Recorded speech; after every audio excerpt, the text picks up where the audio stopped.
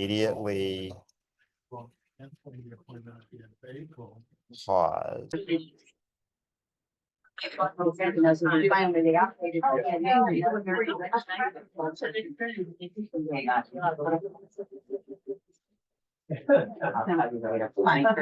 have the power. Let me share my screen.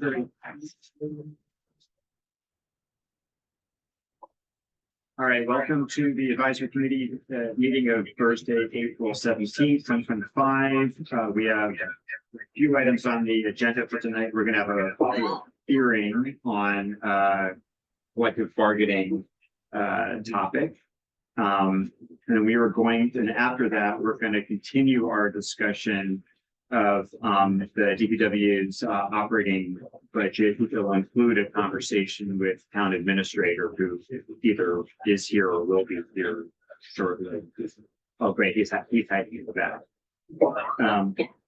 And then after that, we'll have a report and discussion and possible votes on the recreation department budgets. So if there are members of the public who would like to offer any comments about any of the items that are on the agenda tonight, you can drop your name in the chat or raise your hand and we will call on you. Go ahead. Hi, no, I'd just like to acknowledge the presence of Douglas Murphy, Scott White, and Scott Cook. Can you say who you are? Richard Murphy, town meeting member. Thank you.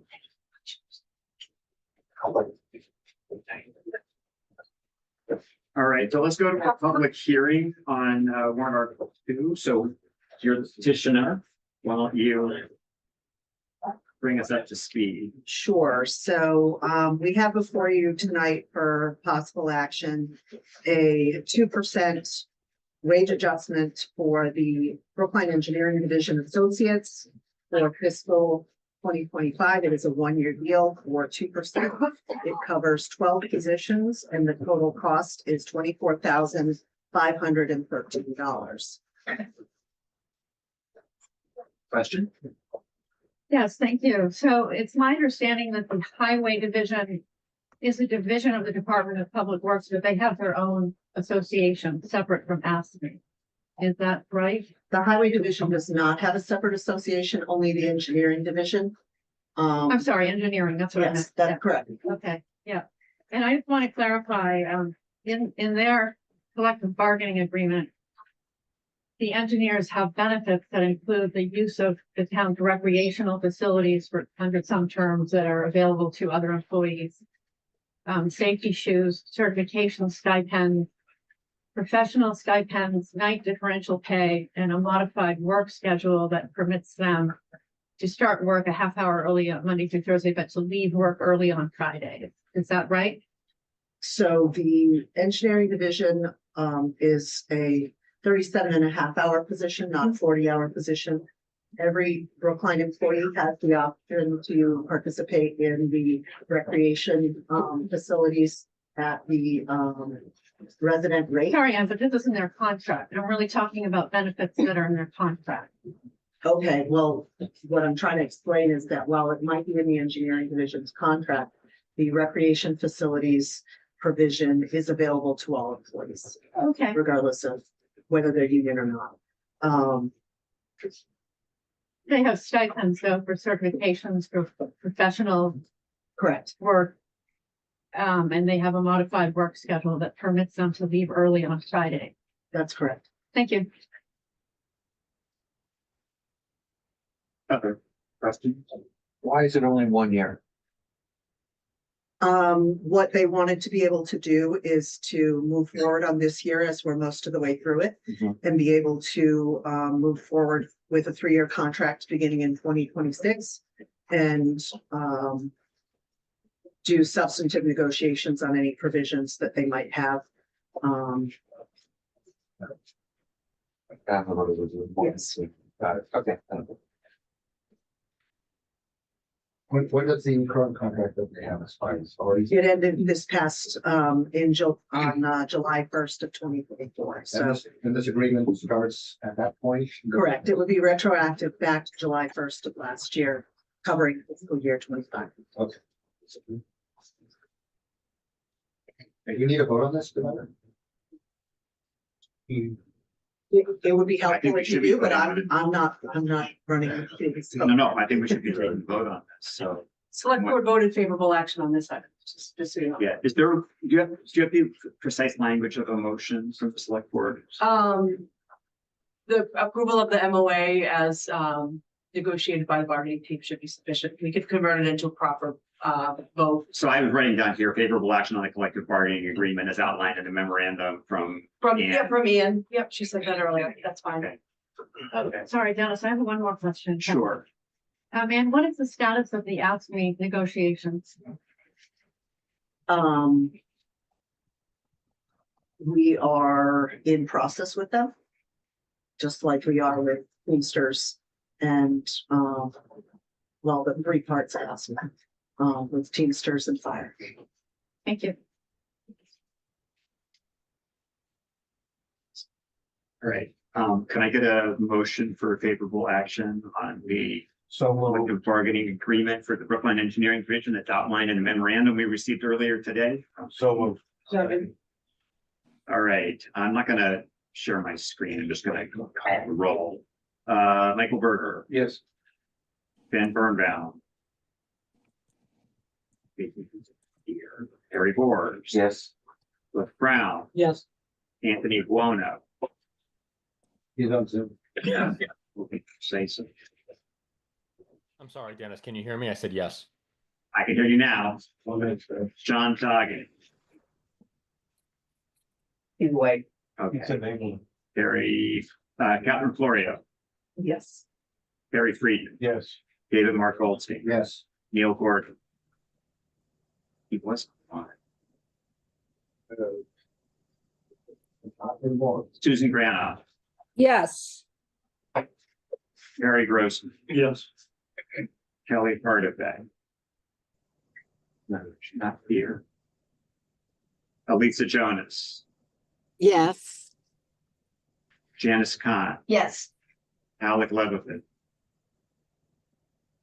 Online. not online, Carol Levin, Yes. Pam Lodish. Yes. Jocelyn Murphy, Yes. Danell O'Neill, Yes. Linda Olson Pelkey, Yes. Mark Penzel, Yes. Fran Curler, Yes. David Pollock, Yes. Lee Selk, Yes. Chris Wetchwell. Yes. Great, okay, so by 21-0, we're also recommending favorable action. That, thank you, Ann. I would like to invite town administrator and Commissioner of Public Works to just find tables. If we're gonna be having a discussion with them, it's nice to have them here. I think we have room. Yeah. Anywhere you can find an open seat. All right, I'll come over there.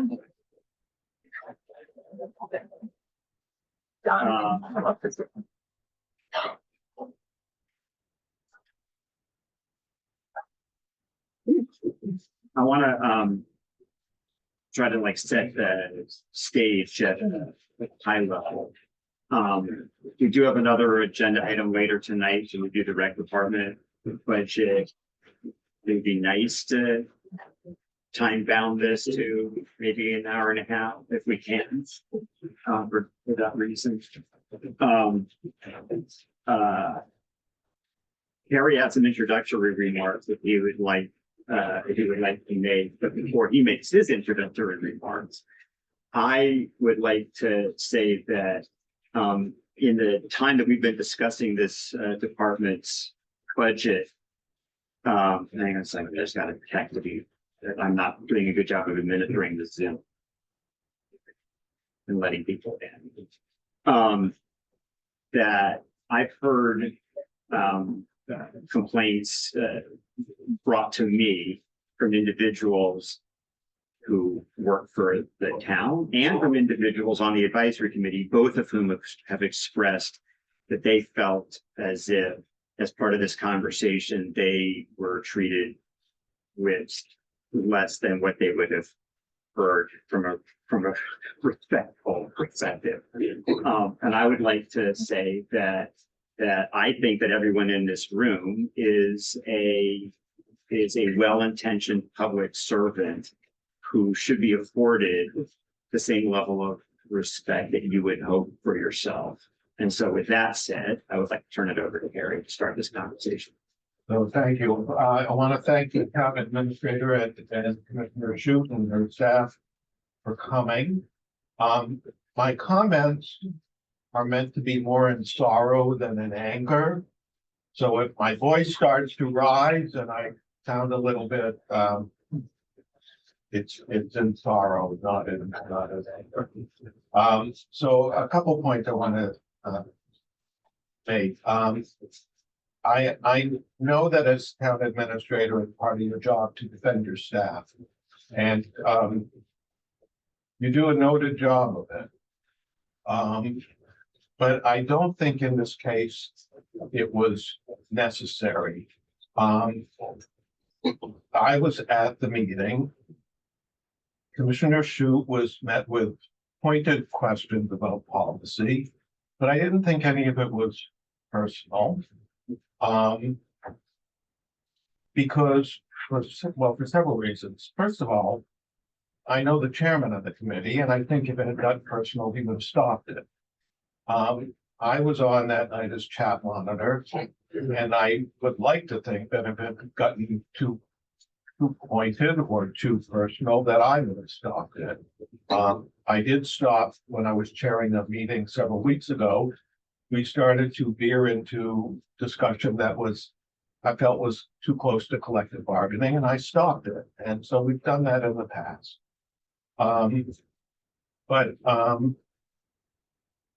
We try to hold all staff members, treat with them with respect. I will say that given the number of staff people in Brookline, not all of them are felt by all of us to be doing the same quality job, but we treat them with respect. However, there are several people who I think are felt by this committee and by many others to do a superb job. And Commissioner Shute is one of them. I think she's held in the highest regard. I've worked with her for a number of years. I'm on cap sub. I do the DPW budget, and always had a good working relationship. I think she's one of the top employees in town, along with your deputy administrator, who's often at our meetings and works very well with us. So I want to state that start by pointing that out. A large part of the memo mentioned the force majeure clause.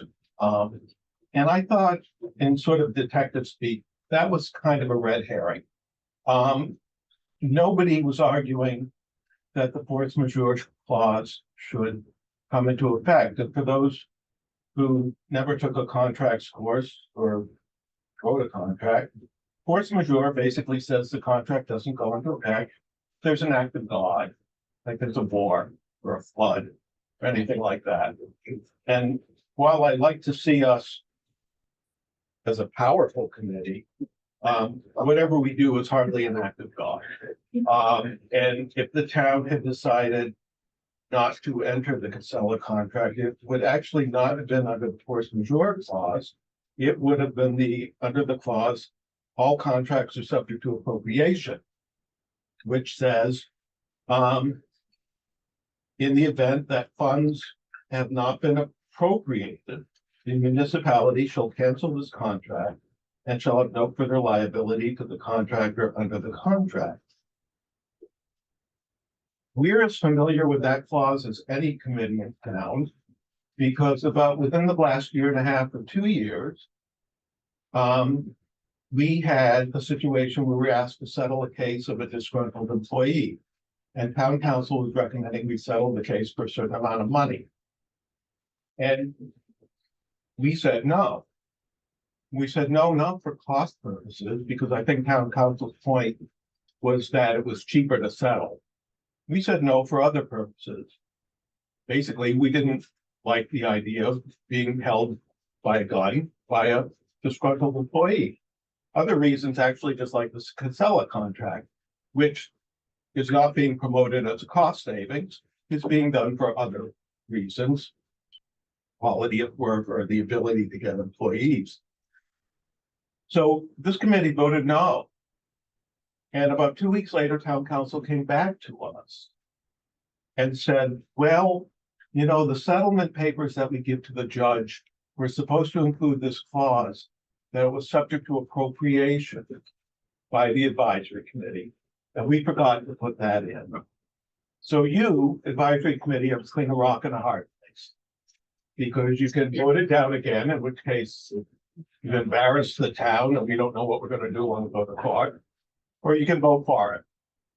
And the committee did a 180 and voted for it. So we're familiar with these kinds of clauses. They're in all contracts. They protect the town. And I can state with certainty that Casella, a large contractor with municipal governments, is also fully aware of this clause and knows that it's part of the game.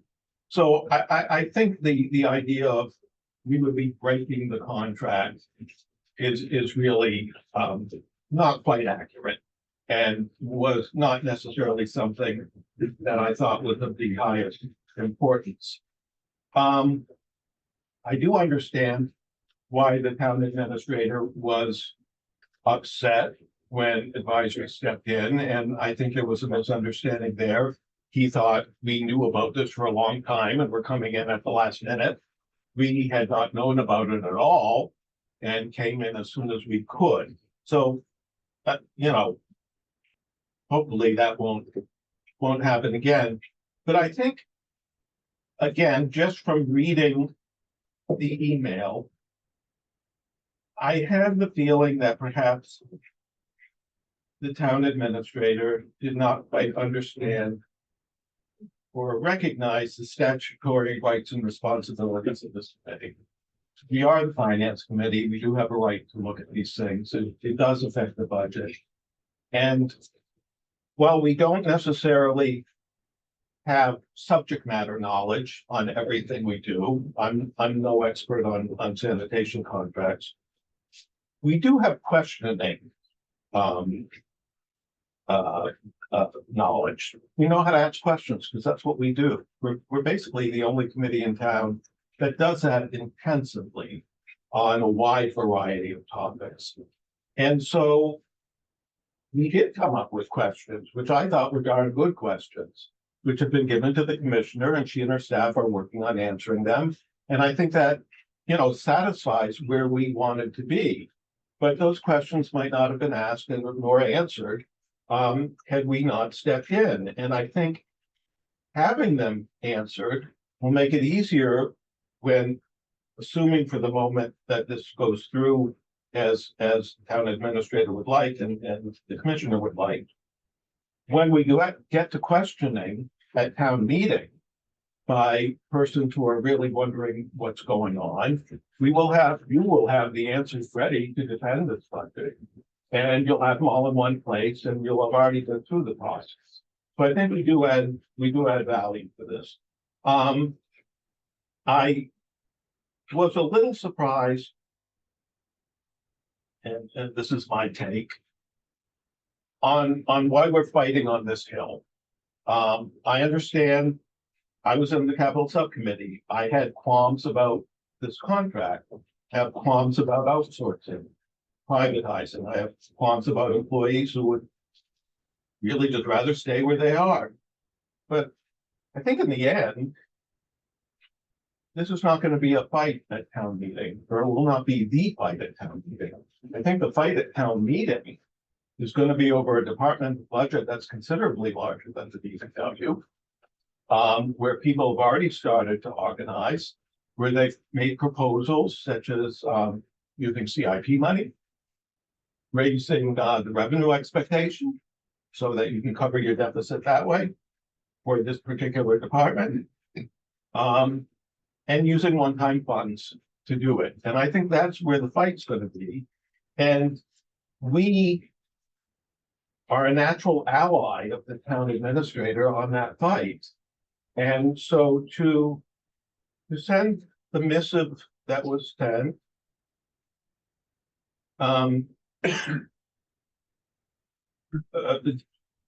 to a small point jeopardizes that relationship, and I think that's bad. So had the town administrator come to me when he wrote that, my advice would have been to write it, stick it in an envelope, put it in a drawer, and forget about it. But given that that did not happen, I look forward to more conventional ways of keeping us notified, bringing us in a little sooner, and amicably moving forward on this. So, thank you.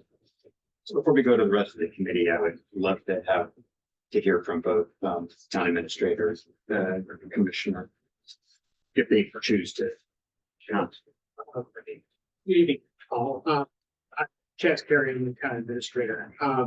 Thank you, Harry, for those words and for the guidance and the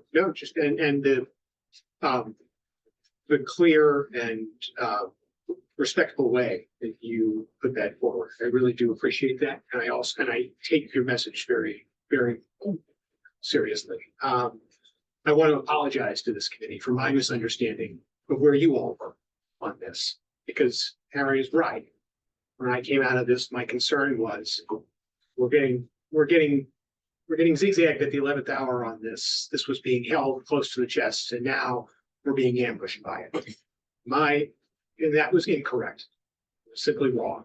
I mistook where the committee was. I did not understand that you didn't understand where we were on this and the hard work that we had been doing.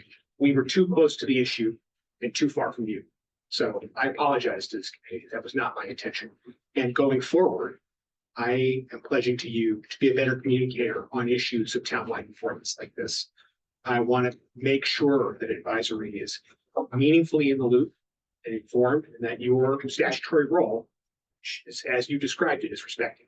So I greatly appreciate your willingness to take my mistake and turn it into a moment for us to potentially reconcile, come together and have something good come out of this, which is a better working relationship, increased communication, and just a greater understanding and mutual respect for the roles that you all play here. So I have a great deal of respect for what you all do. This is a very taxing volunteer role you all take on.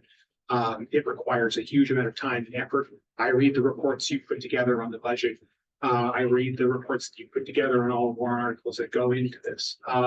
It's remarkable work, and you do it as volunteers. So I don't want you to think, especially in this, as you pointed out, this tough budgetary time where we are going to be addressing bigger things, where we need to be aligned, that I don't respect the work that you do, respect your role, your statutory authority, and your position as the people who present the budget. This is your budget, and you absolutely have the right to ask questions. You have the right to inquire into it. You have the right to make a recommendation at town meeting that includes not funding certain items. That is your recommendation. You have that authority, and I would never presume to imply otherwise or treat you as if you did not. I want to treat this committee and its members with the respect they deserve. So with that in mind tonight, I want to go forward in the spirit of continuing to answer the questions that you may have. I know the commissioner has sent around a response to some of the written questions she received in advance. You have staff here as well. I will just say on this broader issue of sanitation, and then I will let the commissioner walk through where we are on these things. You're right that the issues that we face here are more complex than just cost. And the decision that was made here was not made lightly, nor was it made with the, merely because of one issue or another.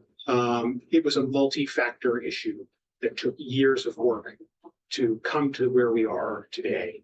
And so I want folks to understand, both the employees who are impacted by it, commissioner and all the town, that at the end of the day, the decision that was made for the preservation of service. I think all of us in this room, speaking of being close to things, I sometimes forget in my role where I'm facing these issues day in, day out, that we live in a community of 63,000 people. I work in a community of 63,000 people, many of whom have their trash picked up on a day in and day or a weekly basis, and don't know the depths of the process. They don't know that there is a contractor picking up the recycling and in-house staff picking up trash. They don't know that they live in a town and not in a city. They come to the select board office and ask to speak to the mayor. But they're our residents. They are the people that we work for. And one of the things that they do know is when the system breaks down. And we are at a point of system failure. Not pretty. It's not where we want to be, but we're there. And after discussions with the select board, discussions with the union, many other attempts to try and figure this out. This is the process that the process resulted in this contract going forward. But because you were not in that process, you were not briefed, I think the most important thing we could have done in this is brief you in October, brief the select board. So lesson learned going forward, that's what we should have done and that's what we will be doing. I think you would see and agree too, the situation is one where after an exhaustion of efforts, we came to where we are. So I'm going to stop talking, let the commissioner talk. If you have any questions of any of us, we're here to answer. Go ahead. Thank you. Erin Chute, Commissioner of Public Works. I've worked, I think, really effectively with advisory for 26 years. I actually think that we've had a great relationship of respect. I appreciate the questions that I get from advisory and really have so much appreciation and admiration for the time that you dedicate to town, time that you dedicate to this committee and process, which I know is exhaustive. And, frankly, it's working with folks like all of you that have really caused me to stay here in this community because you really care. And we really care. And so it feels like a partnership. Speaking of being a little too close to it, I've chatted with a couple of you all about this. I really pride myself on engagement. It's something that we sort of turned around in the Parks and Open Space Division and really tried to find a lot of ways to engage with as many people as possible. And so I think in being so close to this, feeling like we were having conversations with the union for over a year and a half, talking to SWAC, having 2 meetings dedicated to talking about this in a public forum, having an update to the select board, having it an article in Brookline News, having a final presentation to the select board, having it on one of the TV news channels. I made the false assumption as well that others knew about it because I felt like I was talking about it so much. So, I feel like through this is a position where I am constantly learning, and I do feel like this was one where I was surprised that you didn't know about it, and certainly would have brought it to you, brought it to the subcommittee, and then I talked about what the next strategy would be coming to full advisory. So that was certainly no intention. It was really our thought that the folks understood and knew about what was going on. So here we are, and we'll talk through the sort of the rationale. I know there are more questions. We've answered some that we've had. Allie did a great job chairing ad hoc committee, and I thank those folks for actually volunteering additional time to talk about sanitation. So I think onward and look forward to working with you going forward. Alex, I don't want to put you on the spot, but do you have anything to add from the subcommittee the other night. I guess I will put it on the spot. That's fine. Happy to be put on the spot. I did have very little time to prepare, so I did ask Jocelyn Murphy to work on a substantive update from the subcommittee, which I hope we'll get to later, but I would just say from the perspective of chairing that meeting, how deeply appreciative I think we all were for Aaron and Kevin's engagement. It was 2 more hours of basically nonstop questions back and forth, and they fielded them in good spirits and in a serious manner. And I think we did make a lot of headway into getting our arms around what this contract means and what implications there are. And it was very encouraging. And I think we do want to see this relationship flourish and remain strong. And that evening, I felt like we had a strong relationship, and I felt that two-way communication and engagement really powerfully. So just my deep appreciation to you both, and to Chaz as well. I appreciate your comments. I look forward to moving forward together. And, yeah, I'll leave it at that. In that case, I mean, if Jocelyn, if you have an update, we can go to that right now. Yeah, sure. I'm happy to. Thanks very much. Thank you, Aaron. Thank you, Kaz, for your comments. And Harry, thank you. I appreciate your comments as well. First of all, I would like to make a disclosure that I've made to this body already. A former member of my immediate family is a member of the Sanitation and Highway Division of the Department of Public Works. I did file a so-called appearance disclosure with the moderator back in March. And I would like very much to recognize the gentlemen who are here tonight from the Sanitation and Highway Division of the Department of Public Works, who I really appreciate coming here so they can, hear this as well.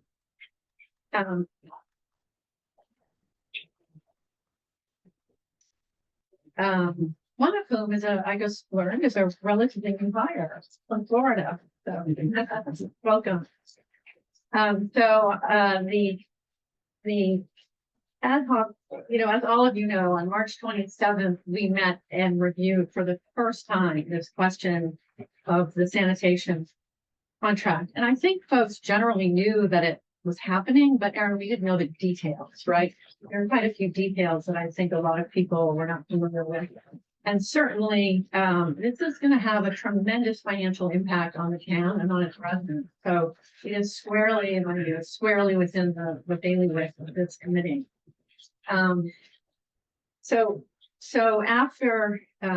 During that review on March 27th, a series of questions came up, and they weren't all answered. And so an ad hoc subcommittee was convened, which was Alex, Lee, Janet, Catherine, and myself. And it's kind of interesting, it was well convened that I kind of done it for this because, Alec and Lee have some financial expertise. Janet is actually a representative of Precinct 15, where the transfer station is located. Catherine always has really great questions. And, my experience is really as I used to be the member of the executive board of the police union 100 years ago when I was a police officer. I also managed a large department in the city 100 years ago when I was an interim chief of police. So, I have some experience with relevant. So I think it was a well-convened group that was well-positioned to ask questions. It's interesting. This is the 5th or 6th time that the town has approached outsourcing sanitation. And, I wasn't aware of that, but I did a little bit of research. There was an efficiency analysis committee that was convened in 2009 that looked at this question and did a really thorough analysis. After that, there was a moderators committee on waste disposal, which also did a really thorough analysis of this. And, in the end, Brookline kept in-house sanitation after both of these fairly intensive studies.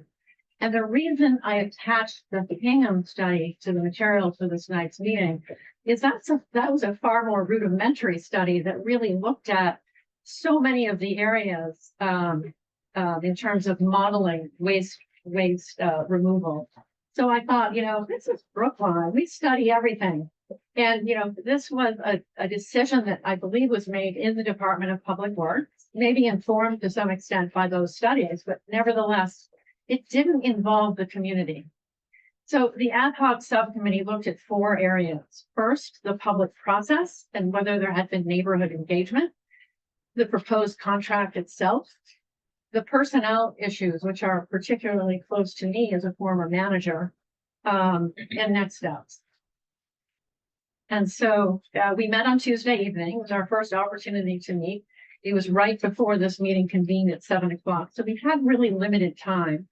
But we have the benefit of Aaron and Kevin being present. And Aaron, there were a lot of questions asked, so we didn't nearly get done with the questions that we had. We really covered a little bit of public process and some of the contract. And Aaron has been kind enough to provide answers to the questions that, by the way, they weren't my questions alone, Aaron. They were questions from a number of folks. And so I really appreciate, that was a lot of work and I appreciate that work. All of our questions haven't been answered and there are more. So let me explain a little bit. In Brookline, we're accustomed to pretty thorough public engagement, especially in something as impactful as this. And so, yes, on October 8th, I think I misquoted that it was the 18th, the select board met, but I'd like to point out the agenda item was not clear. It simply said the select board was going to be looking at expansion of services, not replacement by outsourcing. I didn't pay any attention to that. There was a meeting from SWAC earlier. Honestly, tremendous respect to SWAC and the work they do. I'm not sure a lot of people pay attention to their agenda items. They met on January, I think they met previously, but they also met on January 7th. And then on January 14th, the select board was presented with this proposal where it was represented to them. This is the only choice we have. We can't maintain services in the sanitation department, so we don't really have a choice. And, I credit Paul Warren. He did ask, he said, I want to be sure nobody's losing their job. And Aaron said, no one's losing their jobs. But there were a lot of things that weren't said, and it was not critical. It's just that the questions weren't asked. And so answers couldn't be provided. For example, 5 positions have been lost due to folks leaving. And we'll talk about that in a little bit. And of course, the Brookline News story came after. But I point to the studies that have been done in the past, excuse me, and the Hingham study, which really thoroughly looked at this, question, is it in the best interest in the town financially and for reasons in terms of being supportive of personnel? And I don't think that question has been answered. Next, we looked at, and by the way, Janice was kind enough to let her neighborhood know what was going on. And I don't think anyone who was present, and certainly I had no idea that our transfer station was accommodating up to 100 tons of trash a day, more than the trash that Brookline generates. I mean, I certainly had no clue, and I don't believe that Janice's neighborhood had a clue about that as well. So that's kind of a big deal. And Aaron has pointed out correctly that hasn't changed for the last 10 years. Casella has had that benefit, but nevertheless, it's something that I think the community should be aware of. Moving on to the contract, and again, most but not all of our questions were answered. As everyone knows, I believe, this is not a 30B procurement process because under Chapter 30B, sanitation is expressly excluded from public procurement. But as a matter of best practice, of course, it should be bid. And that's exactly what the department did. But what they did is they bid out they joined with Newton in a joint proposal. And the intent, I think, was to see if both communities could do well with pricing in a joint project. So, that's a much different creature than, say, Brookline alone or Newton alone, right? Because the capacity is much larger. And it's my understanding that staff chose the most advantageous companies that responded to that bid. But that was based on capacity, their ability to manage both Newton and Brookline's trash. And we learned at the subcommittee that there are also components of the contract that were bid, but I think Brookline was looking for a joint contract with Newton. And that's a significantly different creature than picking up trash just for Brookline alone, for example. So some of the questions that came up, based on that, would that have excluded, for example, minority or women-owned vendors? Because who might not have the capacity that $1 billion corporation like Casella, I think it was Waste Management, might have. The other questions that were raised were, for example, well, trash is going to be picked up at dumpsters, in dumpsters at schools and parks. So does the contract have a background screening provision? And it does, but it's Casella's background screening. And we don't know what that is. In Brookline, if an employee is going to have potentially unsupervised contact with children, as they might at a park or a school, we require them to undergo I believe it's a criminal background check, a 4A check. So that was the question. Another question is that Erin said that the costs are comparable between the inside model and the outsourcing model. And I think there was a delta of about $65,000 in year one, but this contract escalates up to $1 million in year 5. And so, there are a lot of questions about what does that mean for the future? When at the conclusion of 5 years, where are we going to be? And with regard to that issue, there's no provision for, at the conclusion of 5 years. It simply says,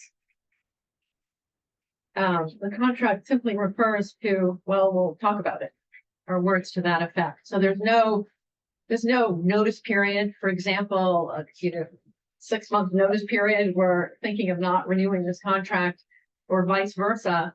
And that leaves the town sort of out on a limb, right, in terms of renegotiating, in my opinion. Some other questions came up about the host agreement between the town and Casella, which currently has the town's recycling contract. Again, unknown to many of us, the town has an agreement with Casella that permits them to dispose of up to 100 tons of trash beyond Brookline's average 30 tons of trash a day. And for the last 10 years, Brookline has collected or been credited $168,000 a year, which has been elevated for the next 5 years to $204,000 a year. And that's for 26,000 tons of additional trash a year. Now, Erin has an explanation, which is that, well, Casella has to pay for the hauling and so forth. But next to me is the mathematician, and he came up with a minimum figure of, I've forgotten how many $100,000 that could be Casella's profit for using the transfer station in precinct 15. And again, it doesn't escalate. It stays the same throughout the 5 years of the contract. Some other questions centered on additional charges that would fall to the town under this contract. If the prevailing wage changes, the price goes up. If fuel goes above $4 a gallon, the price goes up. We forgot to ask about that the other day, so that's one of the open questions. Another area that we didn't reach that I'd like to is that Casella has these dual bin, and Erin has answered this in her written response, but Casella has these dual bin packers or trucks that can collect recycling and trash at the same time, which from my perspective is a really good thing for the climate, for emissions. And so my question is, well, why wasn't that part of the bid? The bid did seek bids on electric trucks, but Casella chose not to respond to those bids. And I believe Erin's answer, and she can speak for herself, is that the trucks have a much lower capacity, so they wouldn't be able to make the entire route with those dual purpose bin. But, my question is, well, who has looked at this formula to see if it's better for the community to have these, this efficiency? Some questions also came up about the age and the condition of the fleet, which has been described as aging. I believe there are 4 Packers that we're talking about. One is 11 years old, 2 are 8 years old, and 1 is 5 years old. So, the 11-year-old may be at the conclusion of its lifespan or close, but according to the dealer, if they're well cared for, they should last 15 to 20 years, especially in Brookline that has pretty low mileage. But I turn to the professionals, especially Kevin, who has experience in that area. But we have 2 8-year-old trucks and we have 1 5-year-old truck. So then the question came up about the fair market value. We were told at an earlier hearing that the town would be, or the contract or the budget would be credited $300,000 for those trucks. And yet the trucks have to be publicly bid.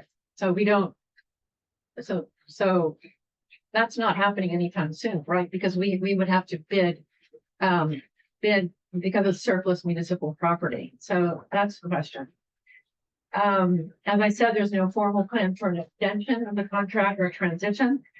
And this is particularly worrisome and should be worrisome to this committee because the contract says another contract could be negotiated. But as all of us know, once we sell or auction or bid out the trucks and we lose our, those 5 additional union positions,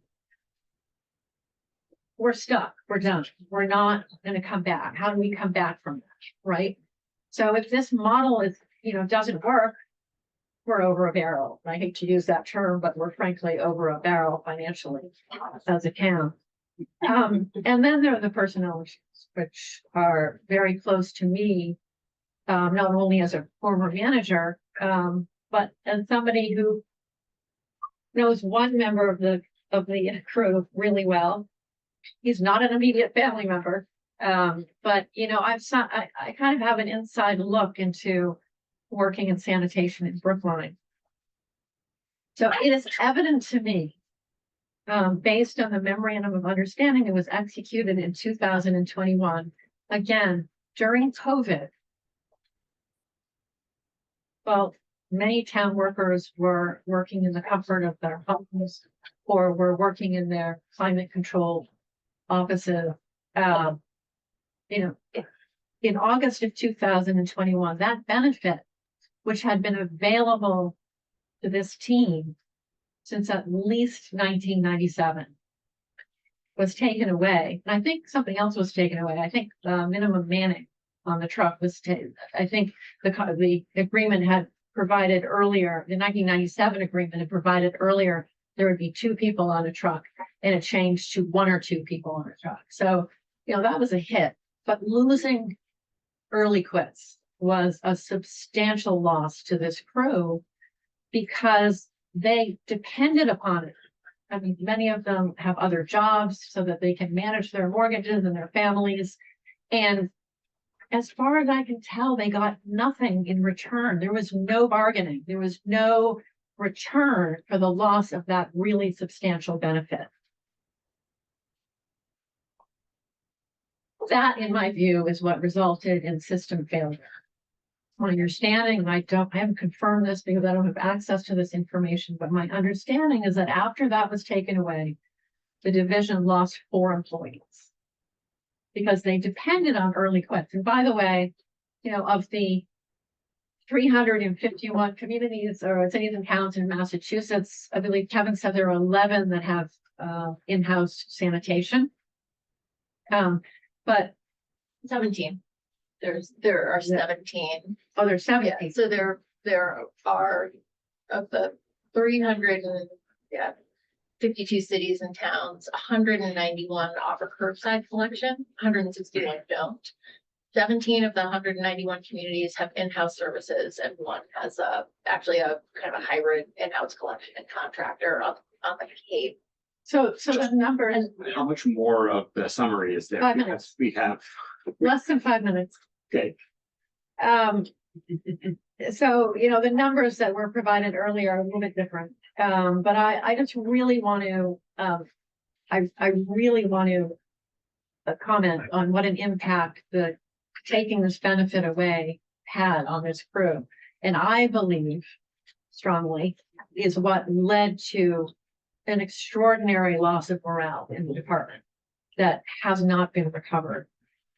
And so the response that has been given to why it was taken away is because it's important to treat every member of the union the same. But the interesting thing about AFSCME is that there are clerical workers, there are sanitation workers, there are highway workers.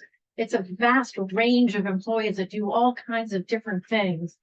And as the commissioner has said, it's highly specialized work. Those are the commissioner's words. And in my experience in unions, different roles are treated differently. You've heard that the engineers, although they're in a different union, they have all kinds of benefits. They have stipends for having certificates and for having, for their professional degrees.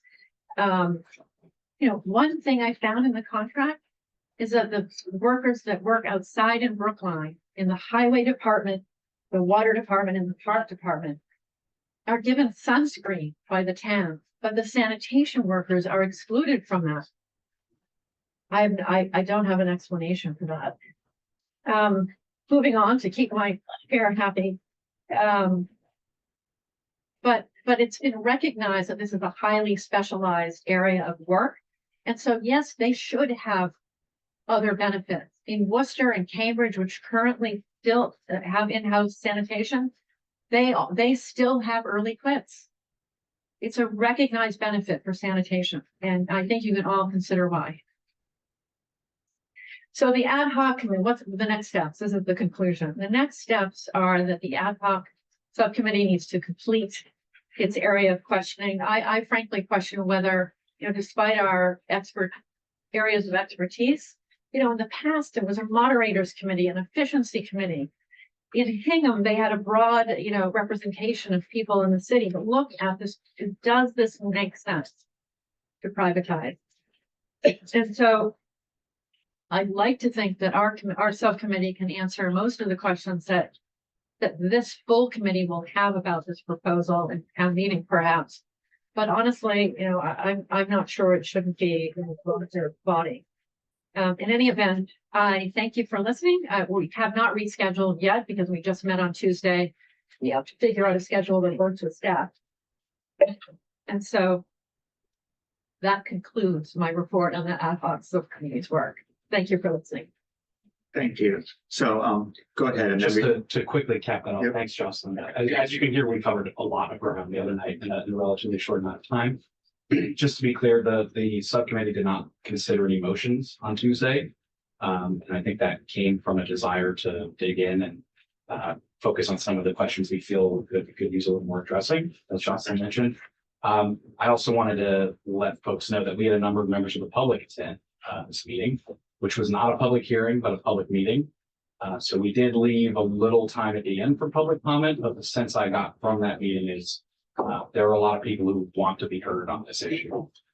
So we discussed at our meeting that when this group meets again, we'd likely prefer to do a public hearing to provide that opportunity for members of the public just to get the voice heard on this contract and this issue alone.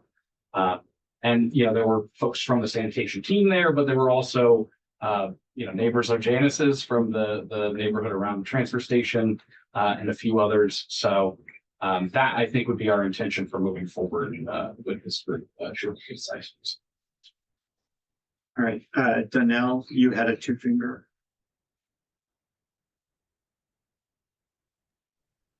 Thank you, Dennis. Yes, I did on what Jocelyn was talking about in regards to personnel and morale. First of all, Erin, thank you for sending the email and your response to some of the questions that were asked. I'll be brief because I know people want to talk about this, and I'm going to talk a lot about this come town meeting at town meeting. First and foremost, I met Janice Kahn jumping off the sanitation truck, the highway department DPW truck. That's how I met Janice Kahn, and she knows a lot about this town, lowercase and uppercase. To Chaz's statement earlier. So that being said, so in regards to like hiring, before I get to the 2021 and not bring it back to early quits, when I worked for the DPW, and it was known that that's the job that we wanted. That's the job we signed up to do. And I started seasonally. I came right out of high school, well, almost right out of high school to do that, to start working for the DPW. And I started as a seasonal worker. And a lot of folks and a lot of people from town did that. Now a lot of them are firefighters, police officers. So you know, I was, shocked to see that this was going on. Now, this has always been a talk, for as long as I can remember, about privatizing the curbside. But and it's always been a promise from our select board and others. Bobby Allen comes to mind, that they do their due diligence to always keep that in the house.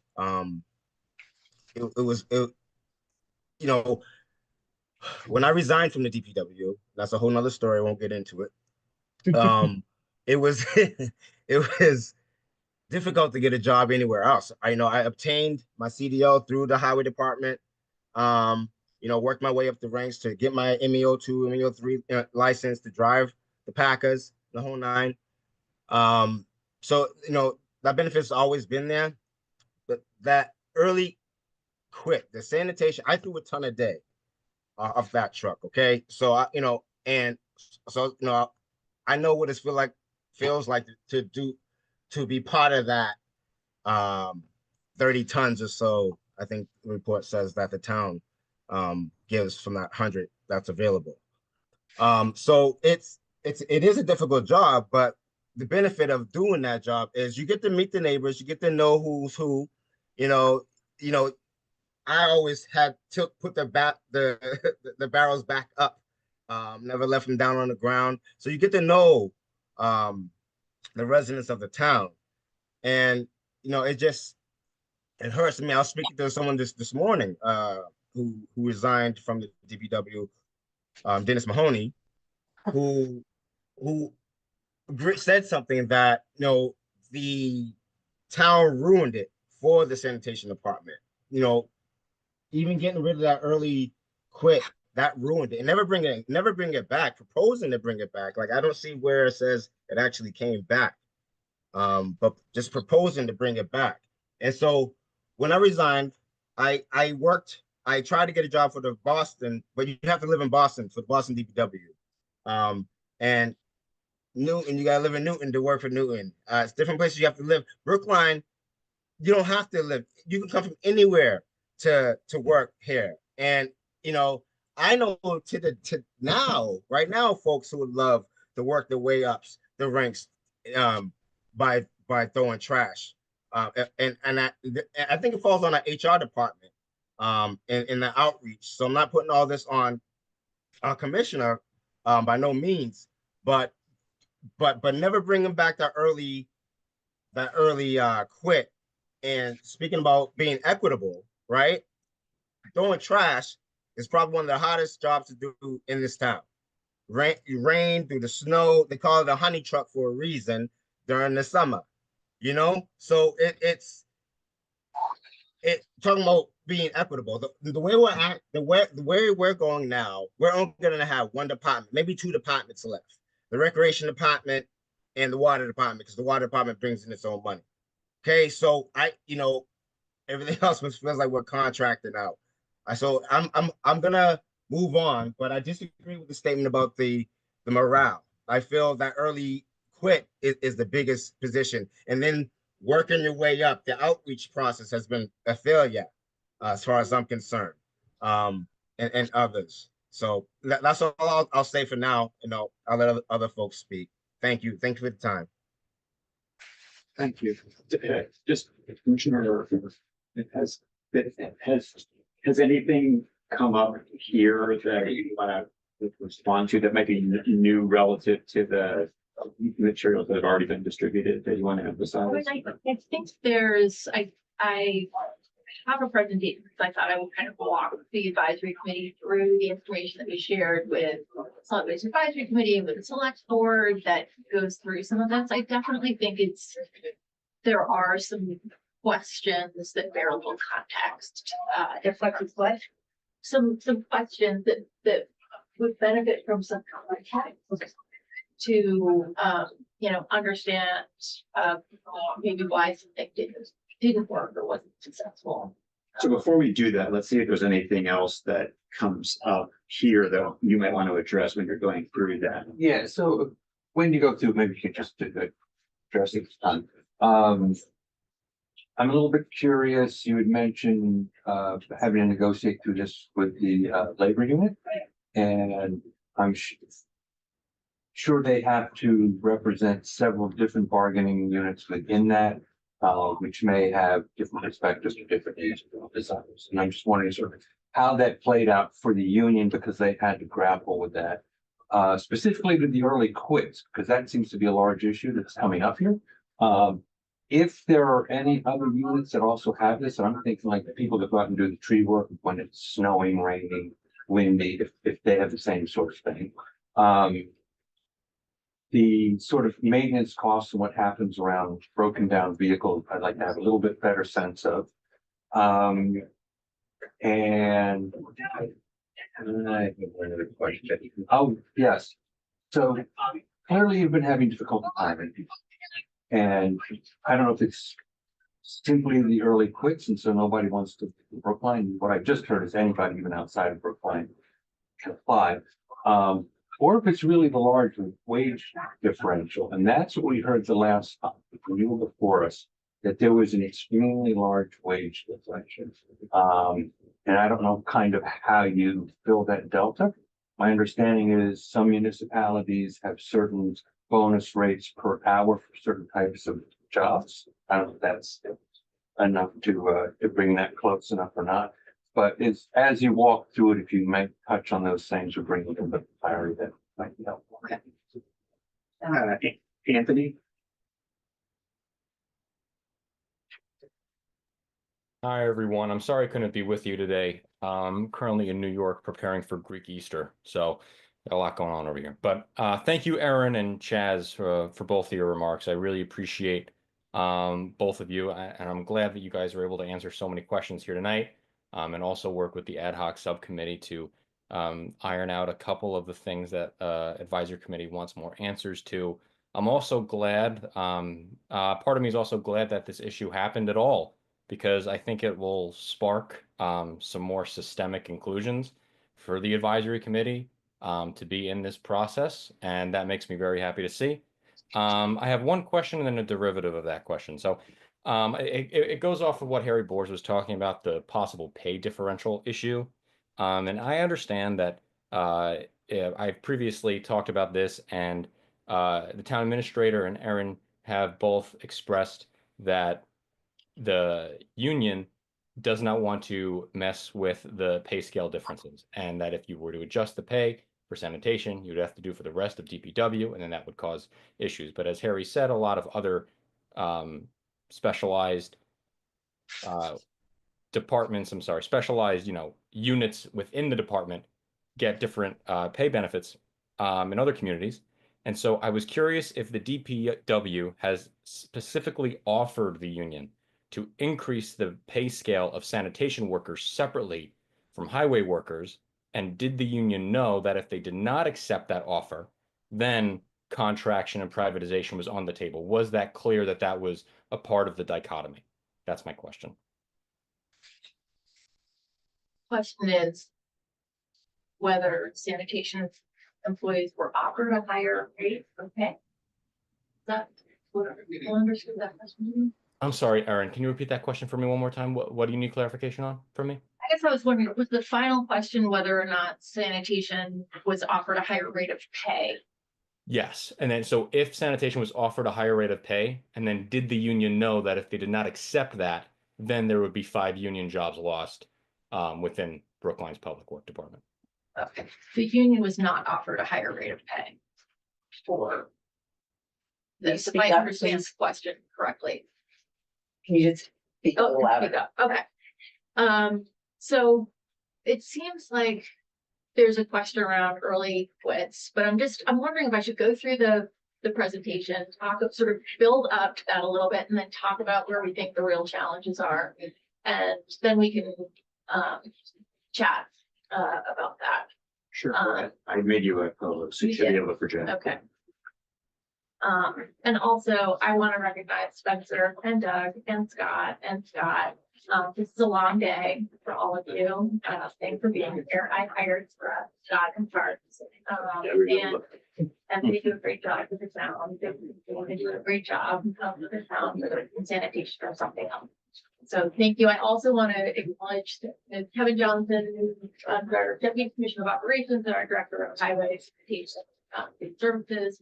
We also have John King with us, and John King started with the town in 2004 and started as a seasonal, then became a jumper and an MEO2 on sanitation, worked up to a sanitation driver, then worked up to a sanitation inspector, and is now our solid waste manager and environmental services supervisor for sanitation.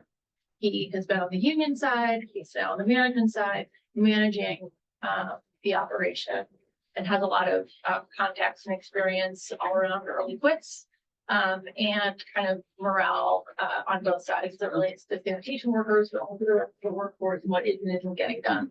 And Danny Palermo has been with us since 2007. Danny also started as a seasonal in public work on the highway side, worked his way up to laborer to to equipment operator to a 4-person, and now to the operations manager. So we love to see folks coming into public works and working their way up with the training and the support that we provide for them. And I'll also say that John being promoted in 2022 to this supervisory position, managing sanitation. He was certainly qualified, had a lot of experience, but there was a lot to learn. But one of the thoughts is that John can really help kind of navigate these challenges that we're having with sanitation. He understands the operation from the inside out and be a real help in us trying to keep this in-house. How do we bridge this gap? And so it has been the intent of the department to try to keep this function in-house. So I will say I was going to start with a little update on the tree preservation bylaw amendment, because I stepped in that too at our last presentation. I do have 5 slides for that, but I think I shared them with Lisa so you can look at that. But we've met with mothers out front. We have a whole kind of plan we sort of pulled together and said, how can we be creative about getting this off the ground, using some skill sets that we have internally to, leverage those to begin the enforcement. We have advertised a part-time non-benefited position using some salary savings in forestry to get that started this year, and then some grant money for next year that will, I think, enable us to refine the process, really get out there, do the enforcement, be able to report back on how it's going. And so we have a whole timeline. We're already working with IT on updating the permitting software and the website updates, educational materials, and Mothers Out Front is helping with the rules and regulations that'll go before the select board. So just kind of wanted to let you know I've heard you, and that what can we do? There's got to be something that we can do to move the needle on this. So that's those 5 slides. So let's go to sanitation. I'm gonna have to, have a subway also need to get to Zoom.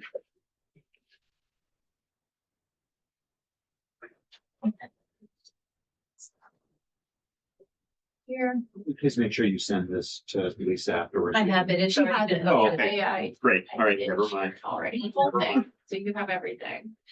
And,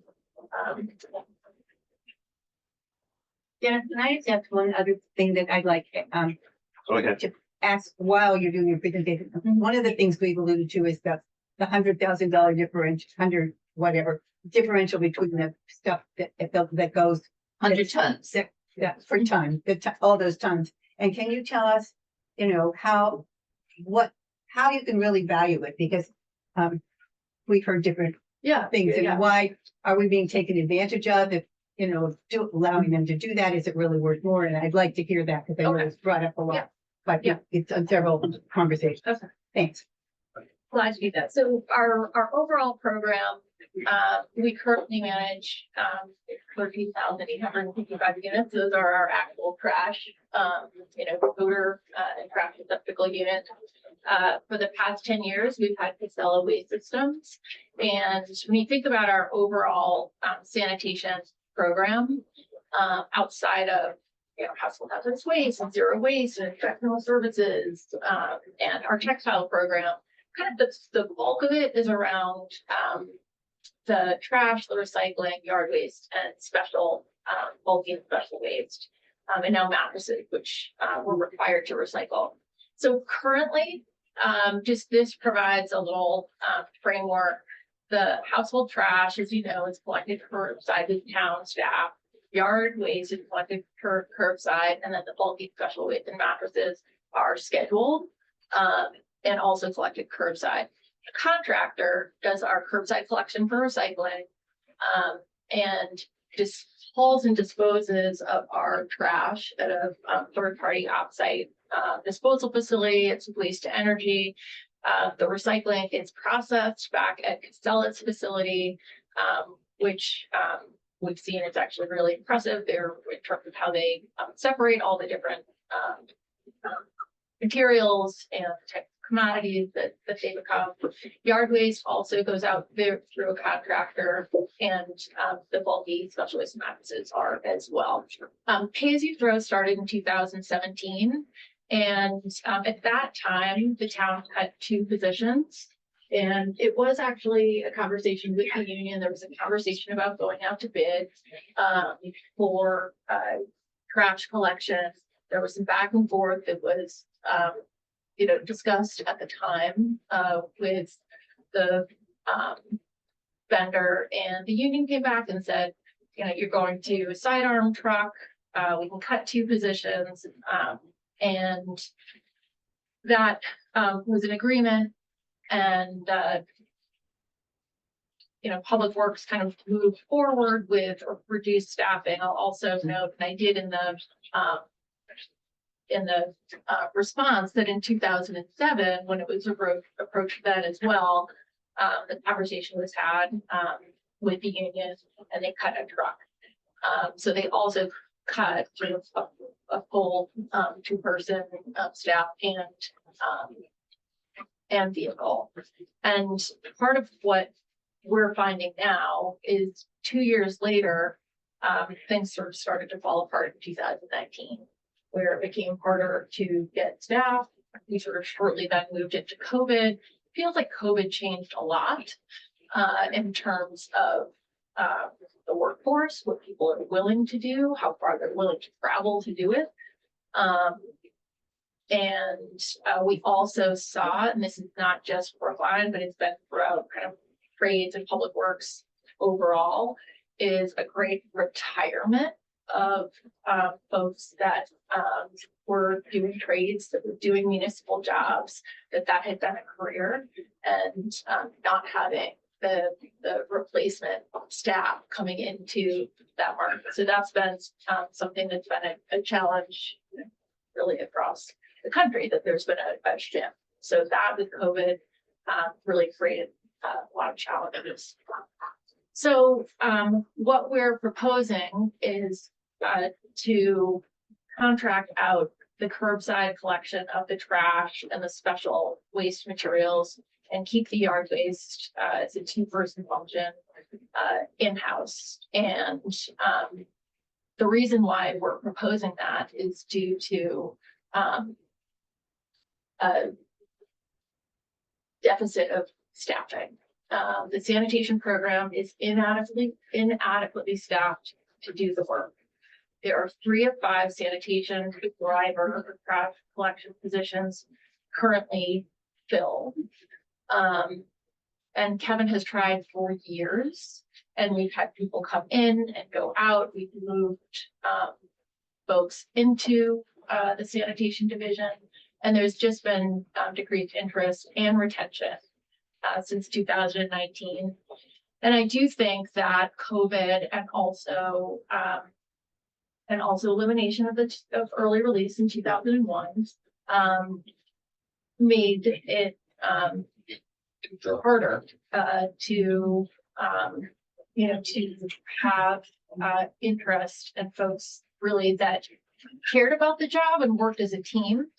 Because I think in the past, the sanitation crew really worked as a team, and that was, I think, beneficial for that efforts in different ways.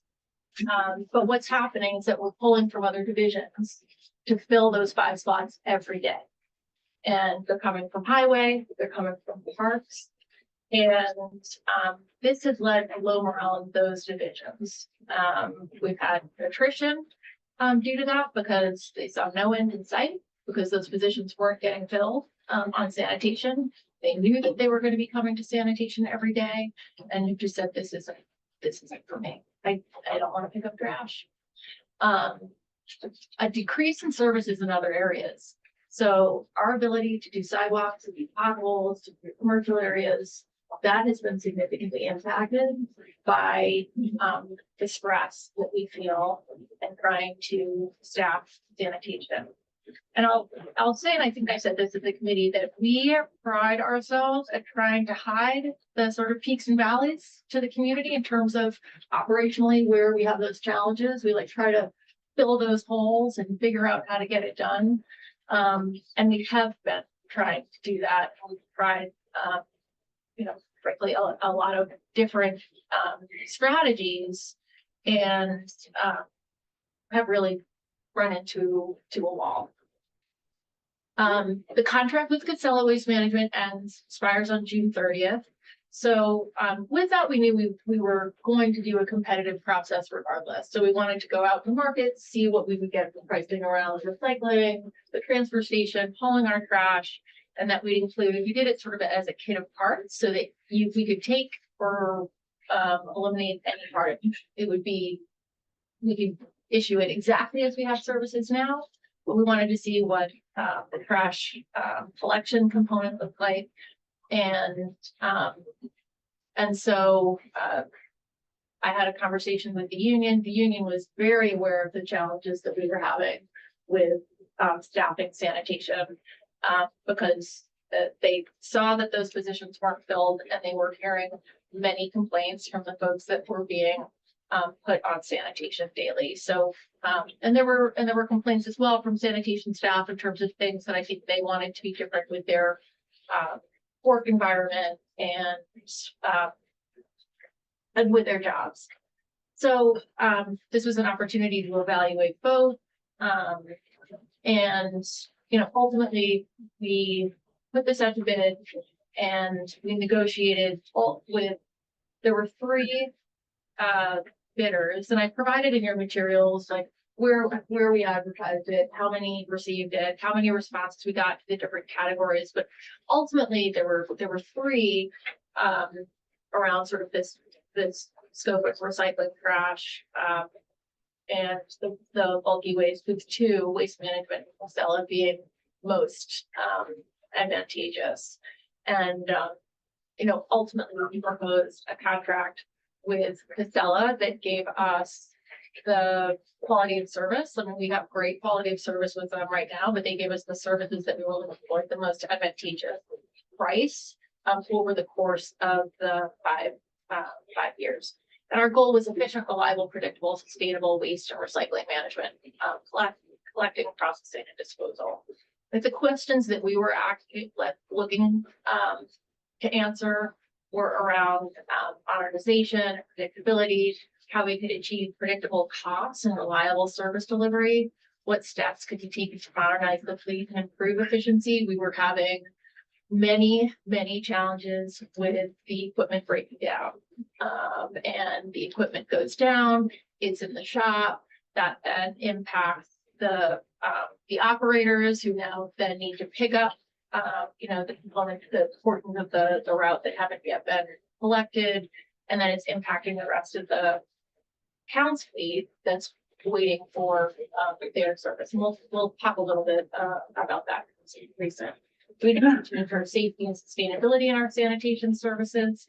The idea of having people that are just coming in and being put on sanitation, really without having the time to be trained up, that want to stay in that position, means that we have a lot of people coming in and out of the sanitation function. And it is a dangerous job, and I worry about the employee's safety.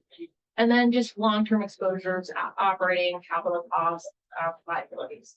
So the challenges with in-house sanitation services, period. One, it's one of the most dangerous occupations in the US. We have a high rate of injuries in sanitation, a high rate of out of work days. Out of work days mean you are again backfilling those positions. And the positions that are already difficult to fill. Negative service impacts on the other divisions. As I mentioned, diverting the FTEs and resources, and then poor morale and employee retention. I frankly think the poor morale and employee retention it impacts both the sanitation division and the other divisions that are getting pulled in. And then we have a very expensive aging fleet, increased maintenance, breakdowns, delays, and inefficiencies. So the in-house sanitation services, just looking at, I mentioned the liability, right, that it comes with legal and financial liabilities associated with in-house. I will say there's a lot that we do, that is dangerous, that certainly has legal financial liabilities, but this is a significant one. But just looking at our numbers for total injuries, looking at fiscal year 21, 22, 23, and 24, we had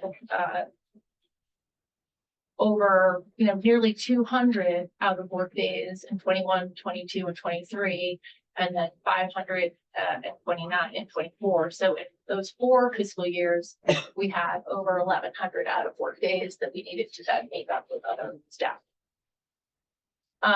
The impact on other divisions, I mentioned diverting FTEs, the negative effect on morale, very difficult hiring this position right now.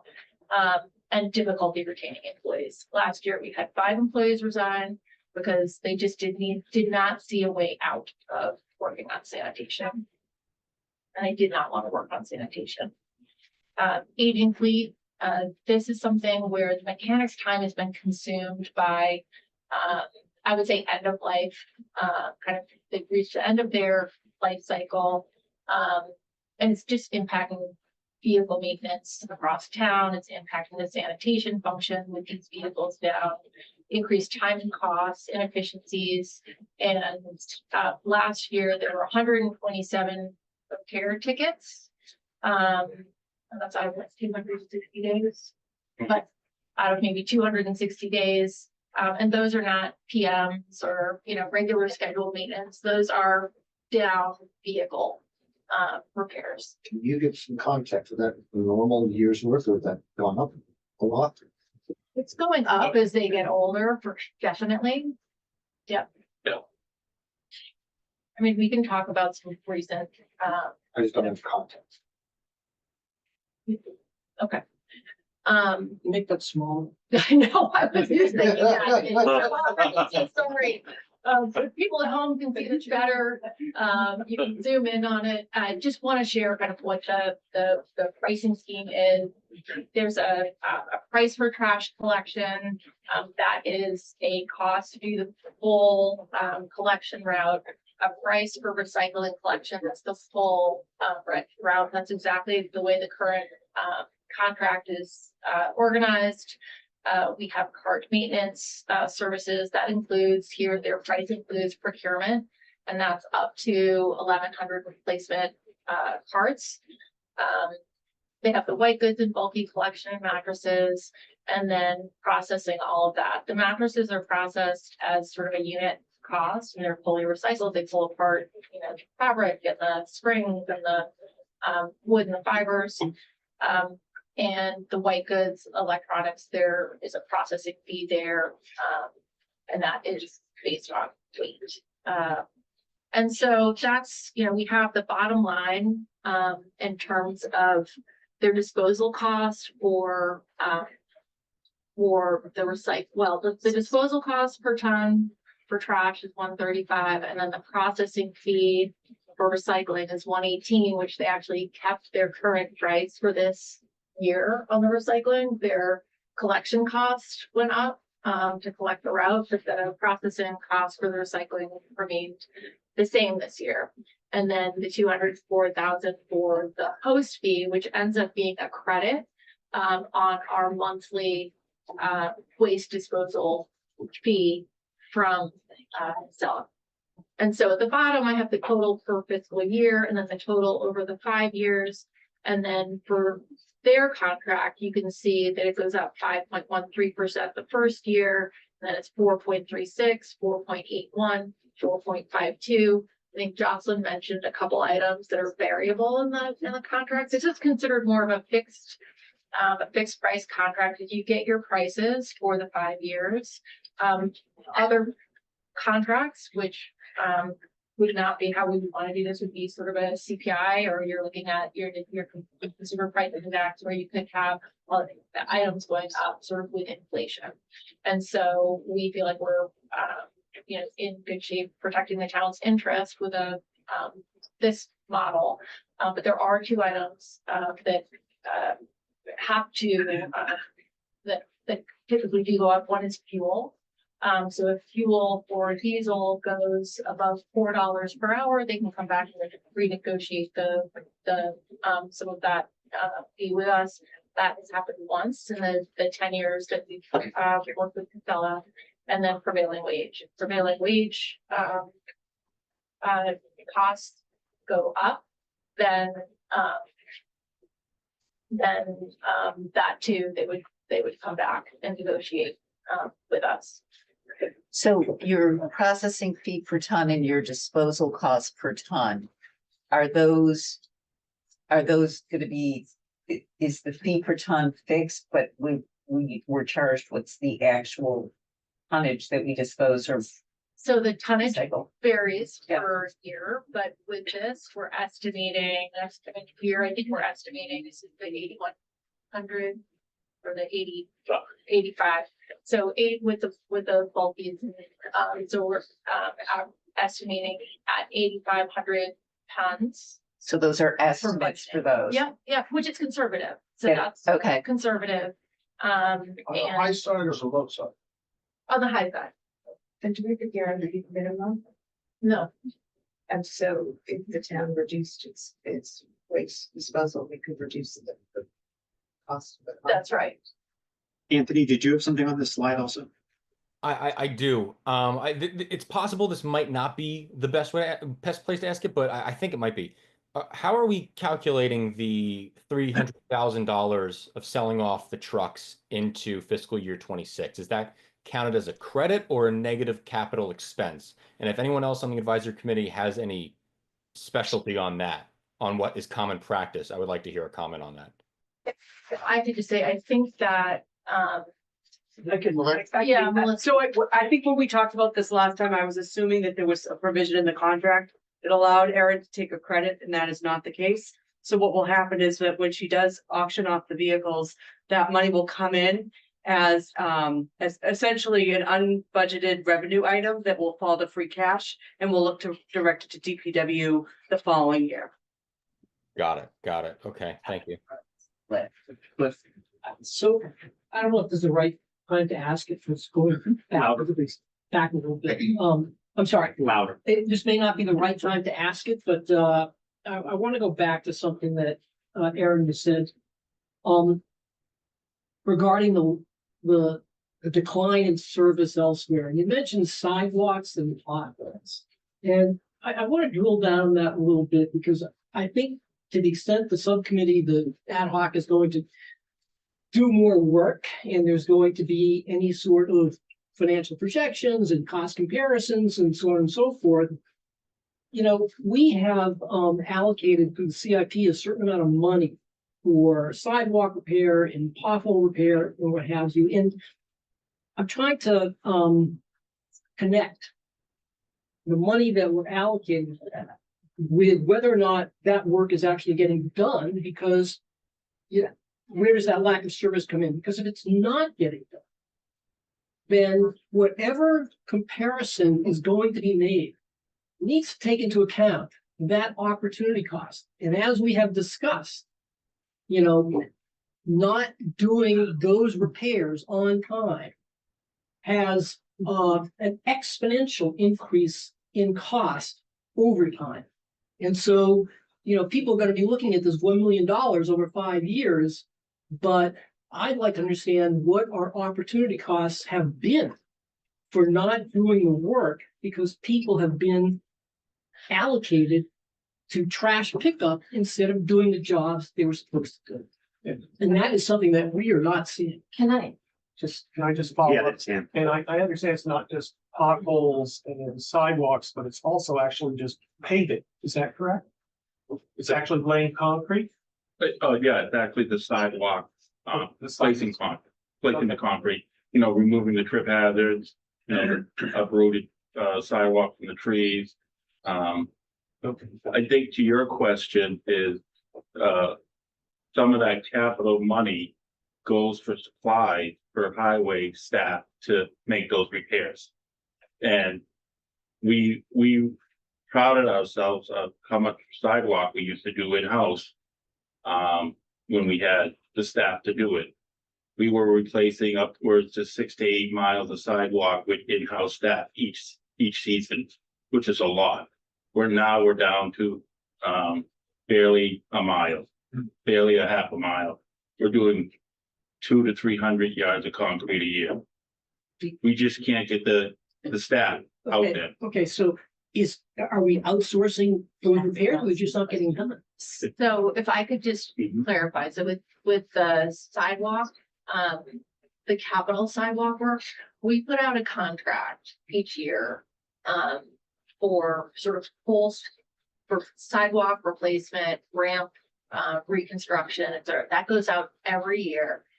And we look at our conditions assessment, we now look at the process with a Commission of Disability and Pet AP to prioritize those locations. And the contractor gets their locations, they're overseeing to do that. And then there are all these other requests all over town with trip hazards and broken segments of sidewalk. And so what Kevin does with his crew is he takes around $50,000 from the contract from the capital, buys concrete, and then goes all over town trying to fix those repairs, which are more expensive to do with a contractor. And so we still are doing the contracted work, but what Kevin is doing is all the requests that came in for my sidewalk, my ramp, right, that are all over town. So I guess what I'm driving at is when you say there's been a decline in service, you haven't been able to do certain things because people have been allocated to sanitation. I am just suggesting that whatever analysis gets done here has to take that into account and has to quantify that, because going from 6 miles down to a half a mile, that's a lot of work that's not getting done and is getting worse every year because it's not getting done. But I'm assuming that's not just due to the sanitation, or is it? Well, it's largely due for staff shortage in highway and in sanitation. So like you heard tonight, 5 to 6 highway sanitation go down to highway go down to sanitation. That's a crew. That's a whole crew that be working on your sidewalks, or be maintaining your, street light, or would be maintaining your parking meter. And So do you have a sense of how much is due to the transfer and sanitation versus other factors? can you repeat that? So you're saying there's a reduction in the number of sidewalk repairs. And I'm wondering how much of that is due to transfer of workers to sanitation because they can't be filled in sanitation versus other factors aside from those. What would a crew do?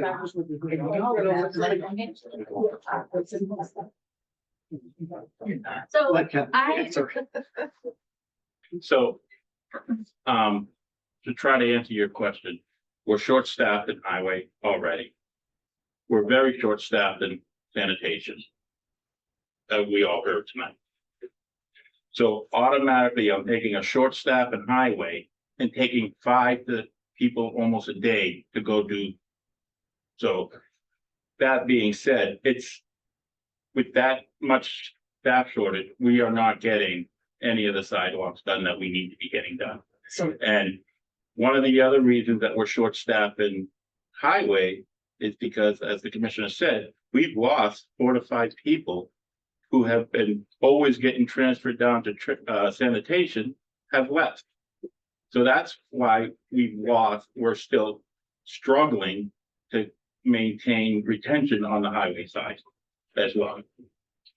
so are you pretty much saying that 100% of the loss of sidewalk repair is due to the sanitation issue? Or are there any other factors? No, well, there is, I wouldn't say that it's 100%, but I would say it's a large percentage, but we are short-staffed on the highway side to begin with, so. Wait. Yeah, quick question. I wanted to go back to the truck issue. When we talked about the trucks that were being in the last meeting, when the sense was that the trucks were going to be purchased by Casella and the purchase price would be a credit. That's obviously not happening. I had raised the question about why Casella, was buying these trucks if they were in such bad shape, and the response that you gave me was that they needed the trucks because it would take them 18 months to buy new ones. My question is, if the trucks are going to be put out in bid and they don't win the bid, then what happens then? Are they going to have the capacity to do the work? Yes, they will. Their option was either to purchase our vehicle or they needed to rent. They have to rent vehicles, which other companies do all the time, as they wait in for their new trucks to come in. My question too had to do with the sidewalks. Okay. Do you then take it out of the capital budget and subcontract it and do those sidewalks? Or are you saying because of this whole thing, they don't get done, period? No, Because still budgeted, there's money in it. the sidewalks are getting done through the sidewalks are getting done through the sidewalk contract every year. It's just less sidewalk is getting done because. Is that because it costs more to contract out than it would be to do it in-house if we had the staff? No, it's because it has nothing to do with that. It is that there are some efficiencies with highway staff doing certain types of small scale sidewalk. You might be doing 3 panels here. You might be doing 5 panels there. You might just need 2 here in a new ramp. Whereas with the contract, we're doing larger stretches of sidewalk that get us more value for the money. So we are still doing the contract, which is just construction, but we're not doing the smaller. But I don't understand how Kevin said that you did 6 miles before. How did you do that? Because we were fully staffed. Well, that's what I, Yeah. exactly. So then now you have to contract out. No, we're not. My portion of what we used to do in-house, it does not get contracted out. It just gets done, not get done. It gets done very much slowly. If I should repeat the Can I slides. clarify, Carol, Dave, perhaps? So it sounds like you end up being down 2 full crews in a highway. One because you're taking 1 crew a day putting it in sanitation, and one because you have a crew's worth of vacancies, which in large part you're attributing to the people not liking being moved to sanitation. That's one So of the- so two crews, you're down and you've lost the ability to do 6 miles of sidewalks that you would traditionally. So each crew would have been able to do 3 miles of sidewalks plus other things. Okay, so is that a quantification? And then the question is, what is that dollar value of that lost ability to delay getting those sidewalks? But it's not just sidewalks. Sidewalks and potholes and, okay. It's not getting done, and the cost of doing it is. I agree. I'm just trying to quantify for. I'm just, well, Yeah. that's hard to quantify, but I think it needs to be quantified if we're gonna be looking at the cost of keeping this in-house. So one, Just, sorry. let's spend more time talking with guests and less time talking amongst ourselves. We can do that at our leisure, and we have other things to do tonight as well. Well, Yes. I just have a comment. It seems like we're talking about a couple different buckets of things. And I'm getting back to Jocelyn's comments and the general conversation. One bucket is, how did we get to this point where we felt we needed to outsource sanitation? The next bucket of questions was the process that was used to bid. And the third bucket of things is really questioning the contract that was negotiated by the town with Casella. And I'm not sure all three buckets are valid areas of inquiry for the advisory committee. It seems to me, and other people have been here longer than I am. The past is the past. It's great to understand how we got there. We can question how the decision was made. We question the decision, but if we support the decision, I'm not sure we should be micro negotiating contract. I think we should be giving feedback to the town. But I think it's really a management issue for Chaz and Aaron if the advisory committee feels that there are weaknesses in the contract that should have been avoided and need to be changed in the future. So I think our conversation and our discussion should really be focusing on how did we get to the point that we needed to bid while we're there? So we bid it out. So what are our questions about the bidding process? And are we going to say we don't support the conclusion that we needed to contract out versus in, and the other stuff is just distraction. That's what I would like to see happen.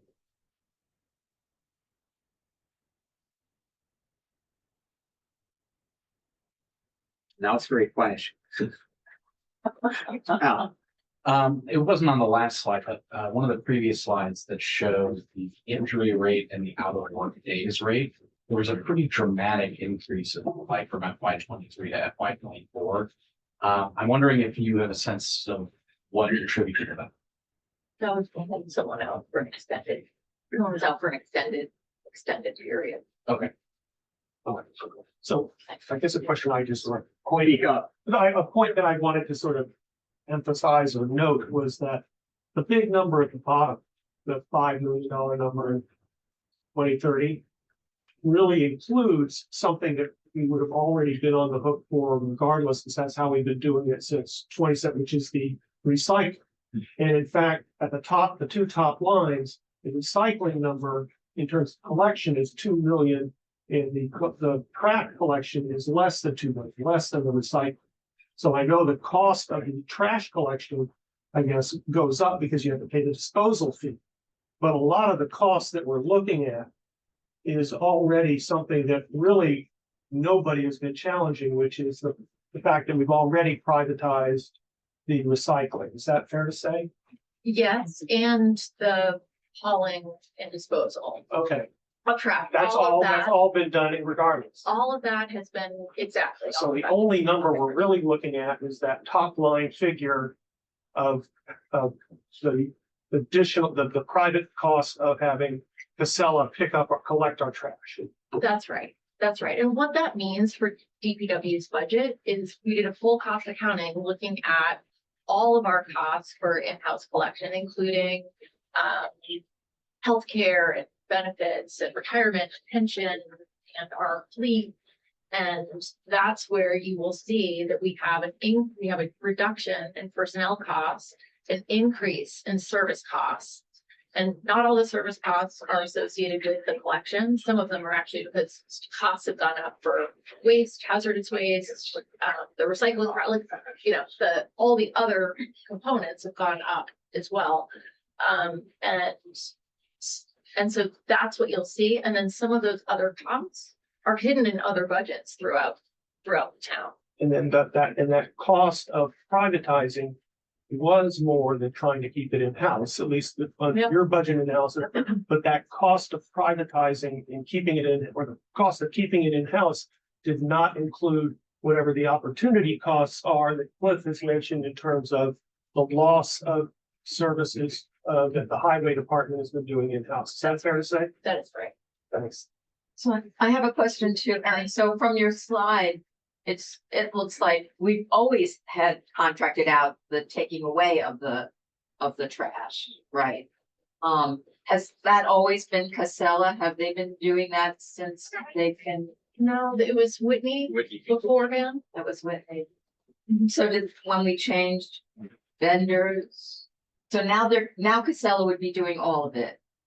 Correct. Right. And for the past 10 years that we've had Casella for recycling, we still had Whitney for the other piece, or?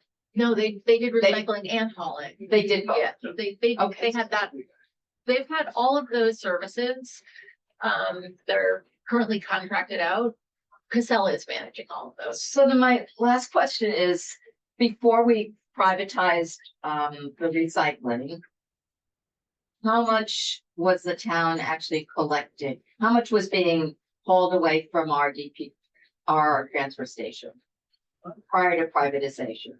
So, well, that's a different question a little bit, because I feel like the market has changed. We're required to recycle, right? So, you know, packaging has changed. There's a whole kind of waste reduction movement. So I think if you look at, and John and Kevin are gonna remember this better, but I wanna say that maybe 20 years ago, it was around 11,000 tons, you know, that were being removed, and we're getting closer to 8,000 tons per year for trash. Yeah. And then, of course, the recycling has, you know, it's over 5,000. We keep trying to push up the recycling, bring down the trash, but the recycling is a more expensive operation. I think I did right the last question. We have to go on to other items. Okay, along the lines of the last two questions on recycle, I have a memory going back to when Casella first got the contract, is that we promised Casella a fixed number of tonnage for recycling. And then if we went below that, we would have to pay a penalty to Casella. And after I think a few months, we started paying a penalty to Casella. Maybe Harry would remember this. But if I recall, we could not provide them with enough recycling, so we were starting to pay them each month for not meeting the quota, so to speak. And I assume we're still doing it. Has that been adjusted for the new contract? We're not paying based on any sort of deficit in tonnage. It's all based on the market for recycling. So we pay, it's a cost share. So we have a value that that's in the contract that you saw. It's for recycling, it's 118 per ton for processing. If the market is more favorable, we will share a credit with Casella, but that's based on the market. It's not based on the tonnage that we bring in. You had a clarification. Yeah, just following up, just so I'm crystal clear on Mark's question about when day after day, a crew from highway is riding the truck. In the accounting, is that a cost that gets reflected in the annual cost of the trash division, or are they getting that labor for free and highways budget is staying high? Because that's very pertinent to Cliff's question about like really understanding the incremental cost of privatization, because if highway's been carrying the burden, then there's a difference, yeah. So, I would say it's largely being transferred. We are charging that person from highway to sanitation that day. Thank you. Just one last question, Dennis, if I may. All right. What I'm trying to get my arms around, Runkle School math here, is that as far as the cost of this privatization, it's something like $1.9 million on the slide that you presented, Aaron, right? Because the cost, Casella is going to charge us for trash pickup, for bulky pickup, for white good pickup. All told, that's $1.9 million, something like that. So what you've done, what you've proposed in the budget is to reduce the personnel budget by a sum of like $450,000 for the 5 positions that are being lost in this division, and replacing it with this contract where those services are going to cost the town $1,900,000. But on top of that, the sanitation guys are still going to be doing yard waste pickup, which I understand to be frankly one of the most injurious jobs because they have to hoist barrels versus using the side trucks. So the math doesn't work for me. And I know that that's not a fully loaded number because there are other numbers that need to be added to the $450,000, but that's a huge difference. And by the way, that's only in year 1. Contract escalates $1 million by year 5. So, it's true. I understand that the numbers people are right. You have to calculate in the cost of work that's not being done. Is this a question? So my question is, if you were to make the sanitation job more attractive by restoring early quits, adding a stipend that would cost the town under $50,000 a year for the sanitation work that's being done, do you believe that you could restore the in-house sanitation unit the way it was when everyone was happy before early quits were taken away? Is everyone happy? Well, so, let's just talk about early quits for a minute. Okay, so, the sanitation, function was such that, every day, the sanitation employees could go out, they had their route, they did their route. I would say they probably worked as fast as they could, to get it done. And, would then go back, check in with the foreman, and be released for the day. And that time varied. It sometimes was very early. And I would say the sense is that it was often between noon and 1. It could be earlier. And what would happen is there would be late pickups, right? There would be pickups that were missed.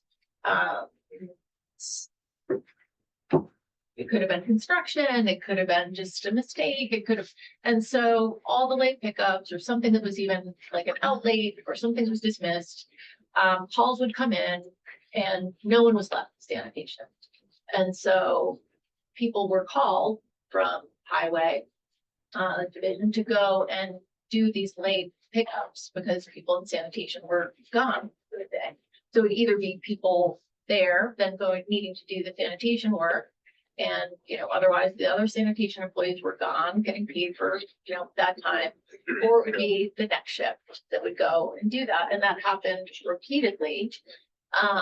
There were also some incidents, with, I think there were also some problems around the early release and other union staff started really complaining about equity and treatment and pay and why are we doing another division's job and they're not here and not doing the work. They're getting paid to either be off site.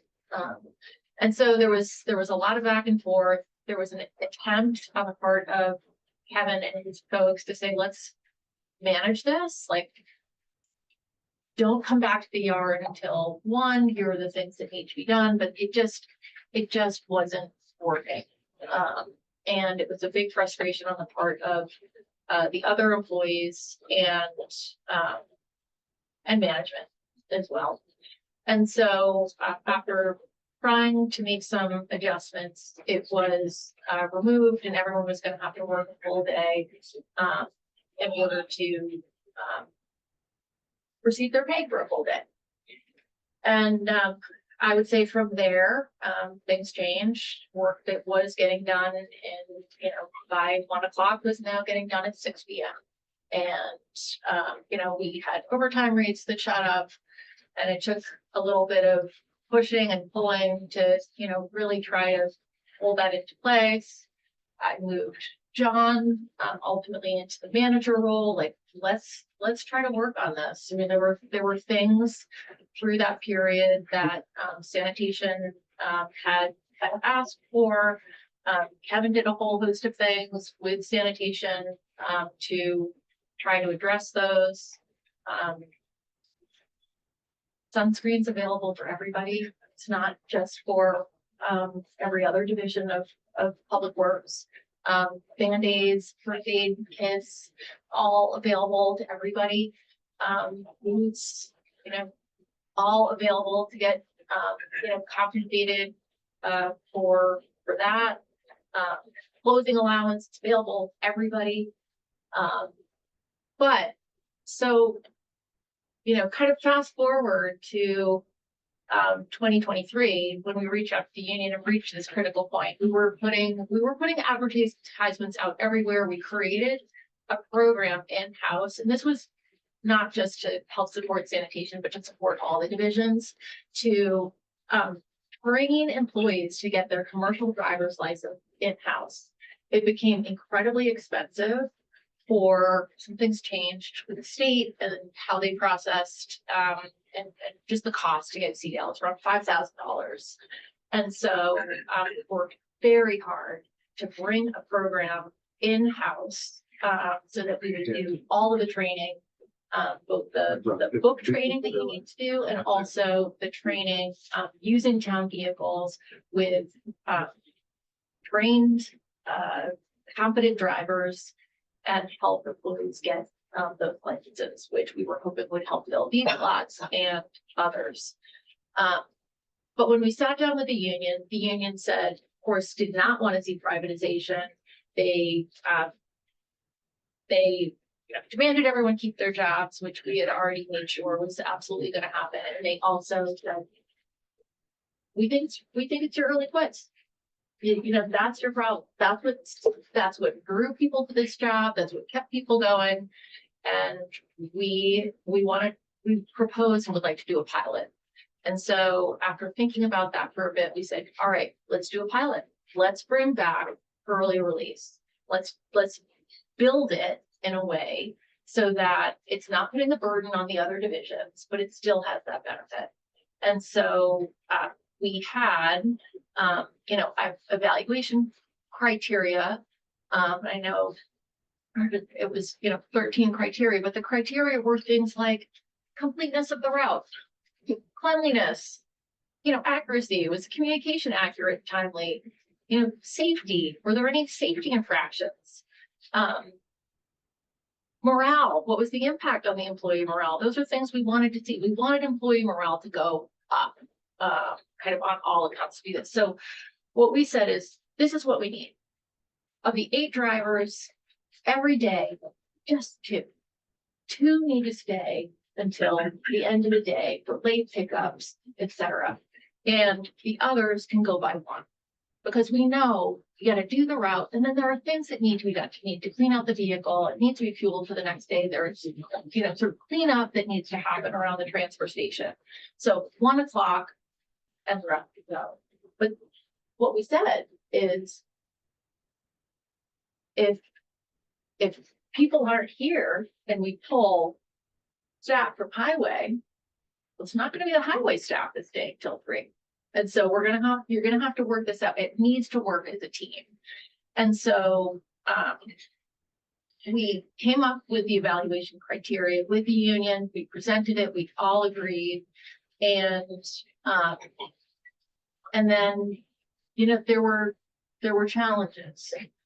And, I don't know if you want to speak to, but really what we said with the folks, and this was at John's suggestion, is sanitation staff is going to be able to best decide how they're going to, you know, how to manage their time and staying and going, you know, instead of having it prescribed by us, let's let them come up with how that's going to work. Because maybe they'll want to trade a day because they're, you know, they want to see a kid's ball game or something. And so we said, that's fine. If they can organize the best way to do it and it'll be tracked by the supervisor, that's fine. I think it's really just that it works in totality. And then. Well,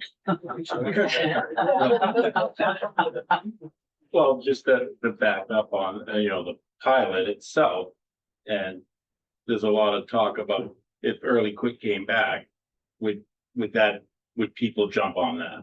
So we posted that in-house as a pilot for 2 months.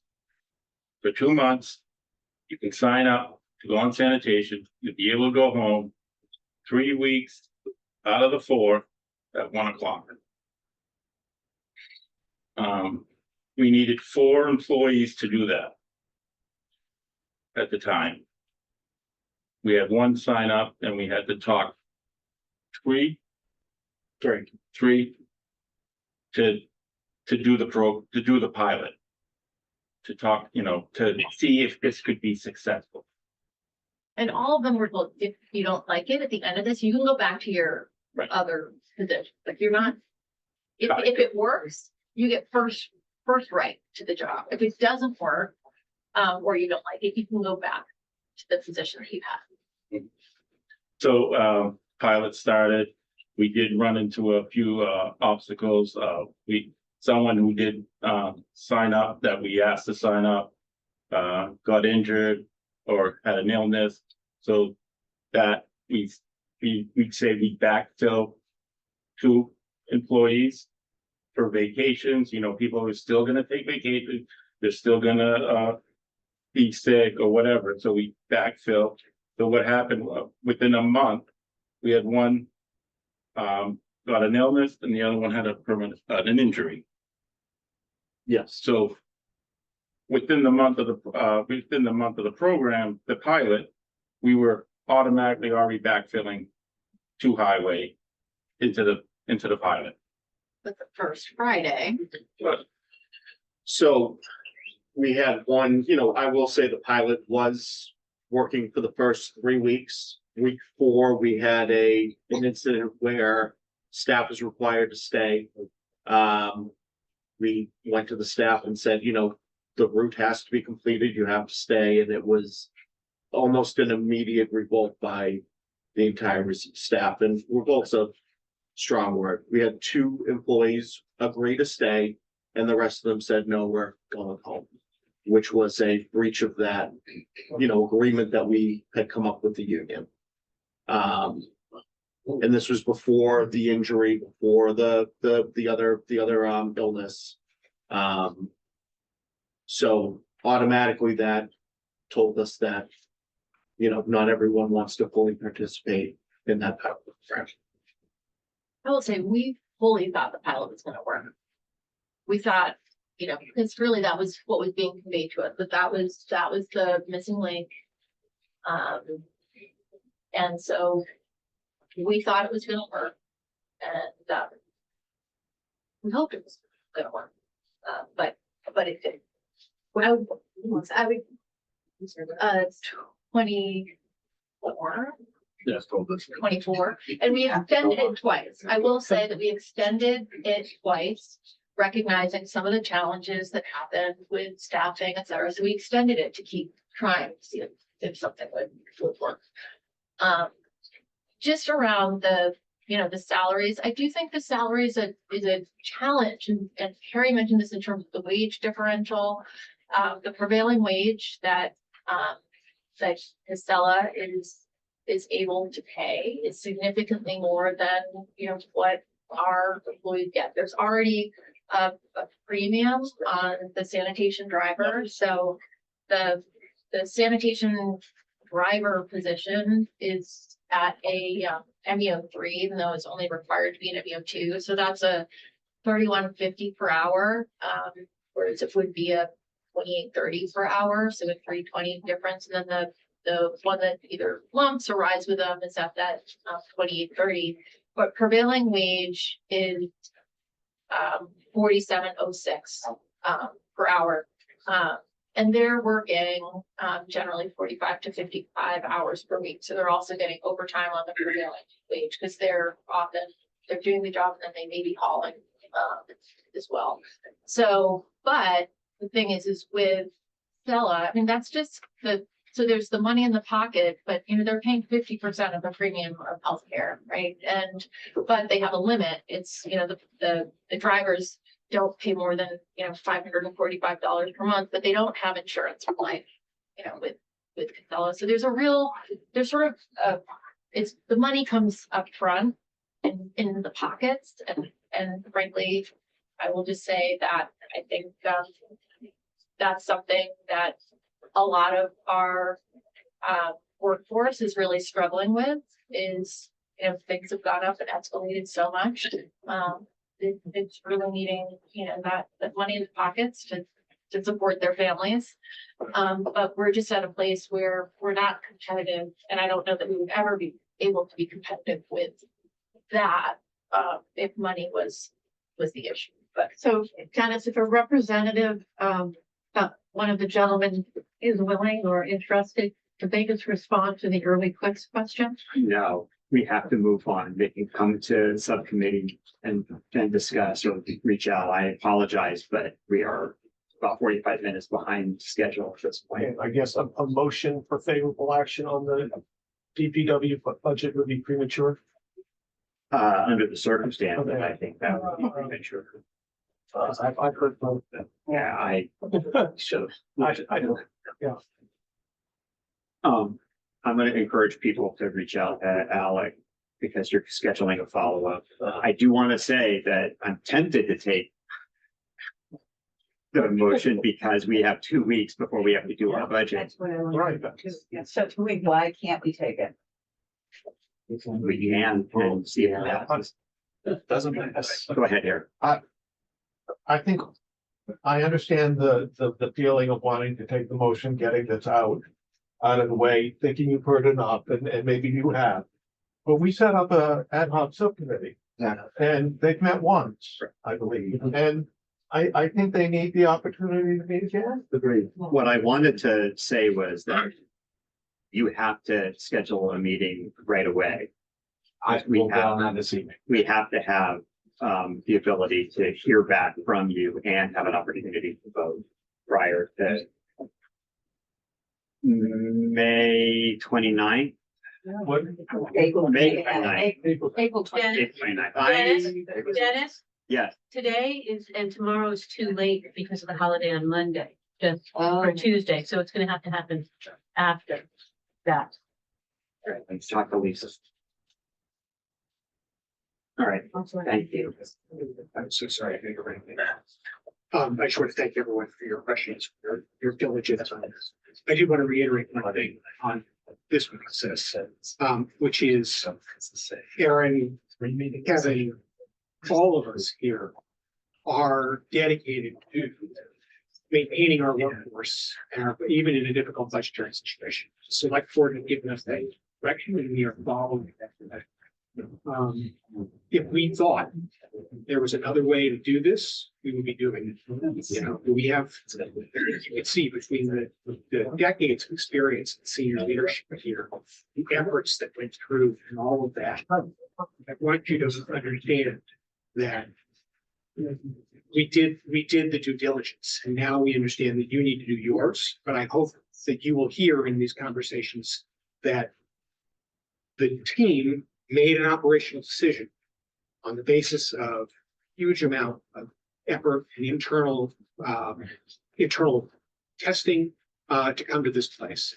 the select board is committed to making this a good place to work, a good place to have benefits, a good place to have union benefits. We have a settled police contract that is operational for the first time, I don't know how long, decades. We're trying to get there with other unions. Even in this tough economic environment, we're not losing any people who are currently staffing. I understand the loss of the positions, and that is something that we regret. If we had the way to save it, we would. I would just say that as you continue this due diligence, think about the team you have before you, the expertise they have, the dedication they have to this community, and understand that they are doing everything they can to fill that in. So thank you for your time tonight. Thank you. Thanks, everybody. Thanks. Thank you.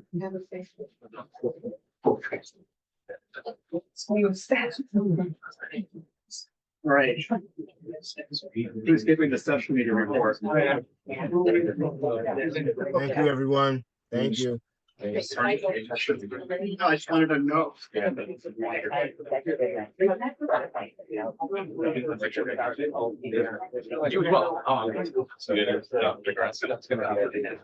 want me to do it here?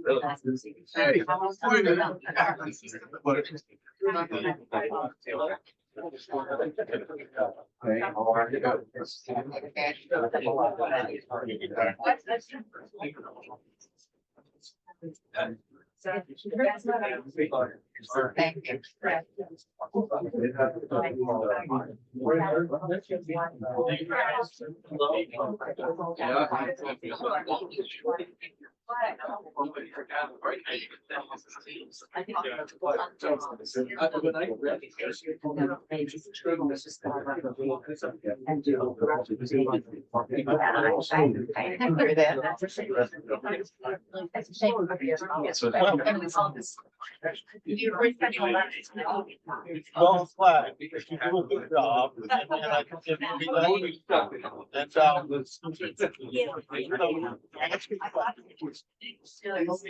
know how they're going on. But we set up a subcommittee, let them, and they'll have more data that you can present if it comes up in your meeting and we'll ask questions. Yeah, thanks for that. Thanks. I want to sleep tonight after that. Well, and Yeah, that's good. Mic's on, microphone's on. Yeah. Sure. I know. Yeah.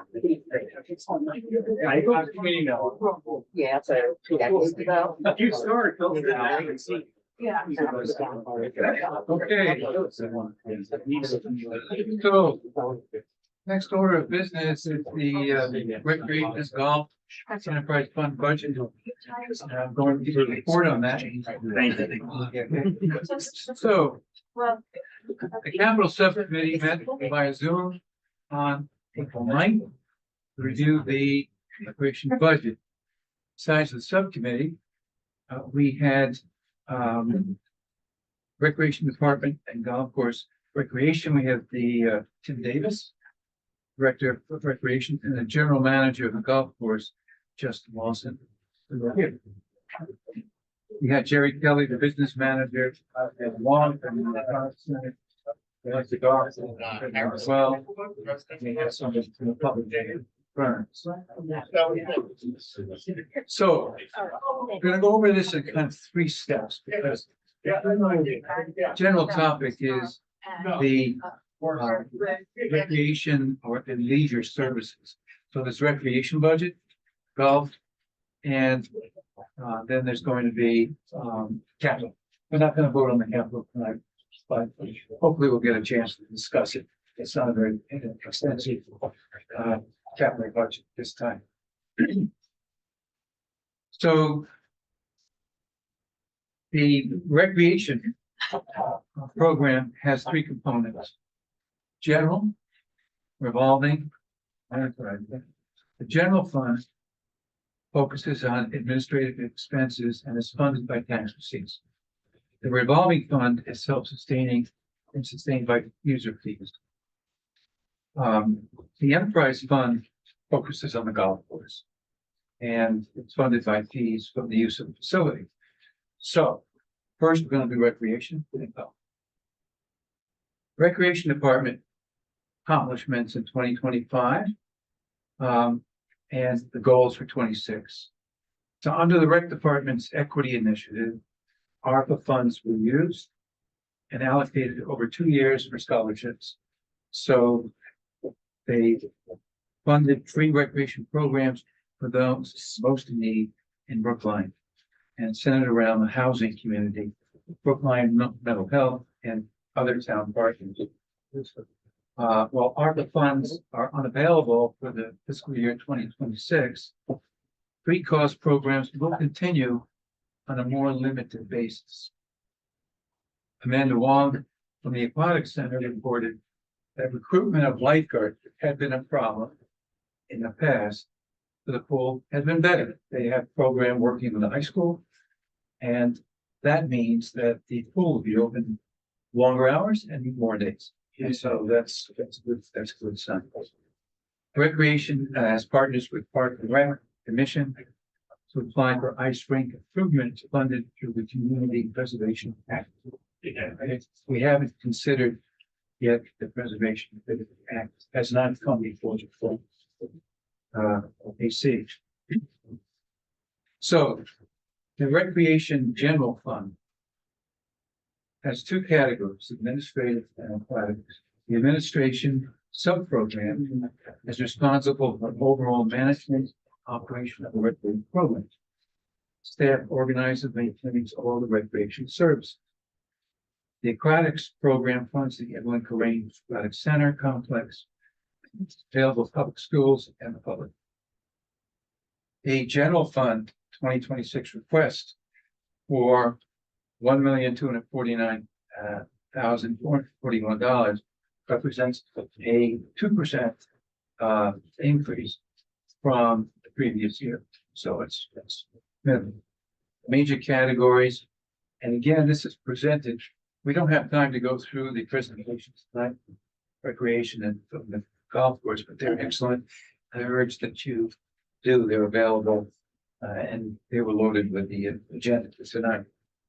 The major categories are salaries and utilities, and they were up because participation, staffing were up. So it's all good news and not very much.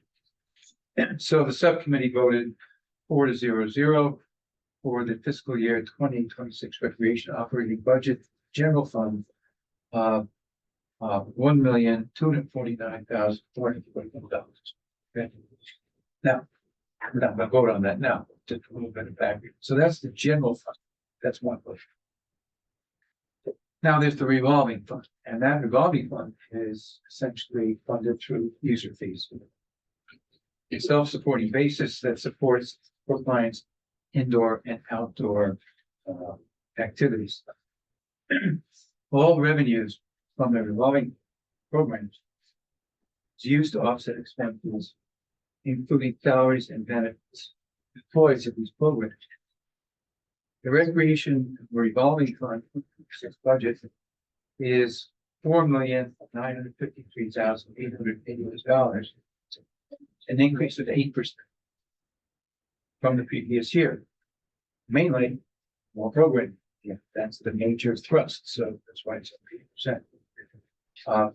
Increases of 371,000 arise mainly from increase in part-time and full-time salaries. Vendor charges, vendors come in and programming and intergovernmental transfers. So some of the money from the revolving fund goes back to the town to support overhead benefits, things like that. There are a total of 10 cost centers in the revolving fund. School, outdoor recreation, products, outdoor athletics, tap and gym, Elliott, and others. John Doggett, a question about retained earnings. How was that? Retained earnings shows a little bit over $1.4 million.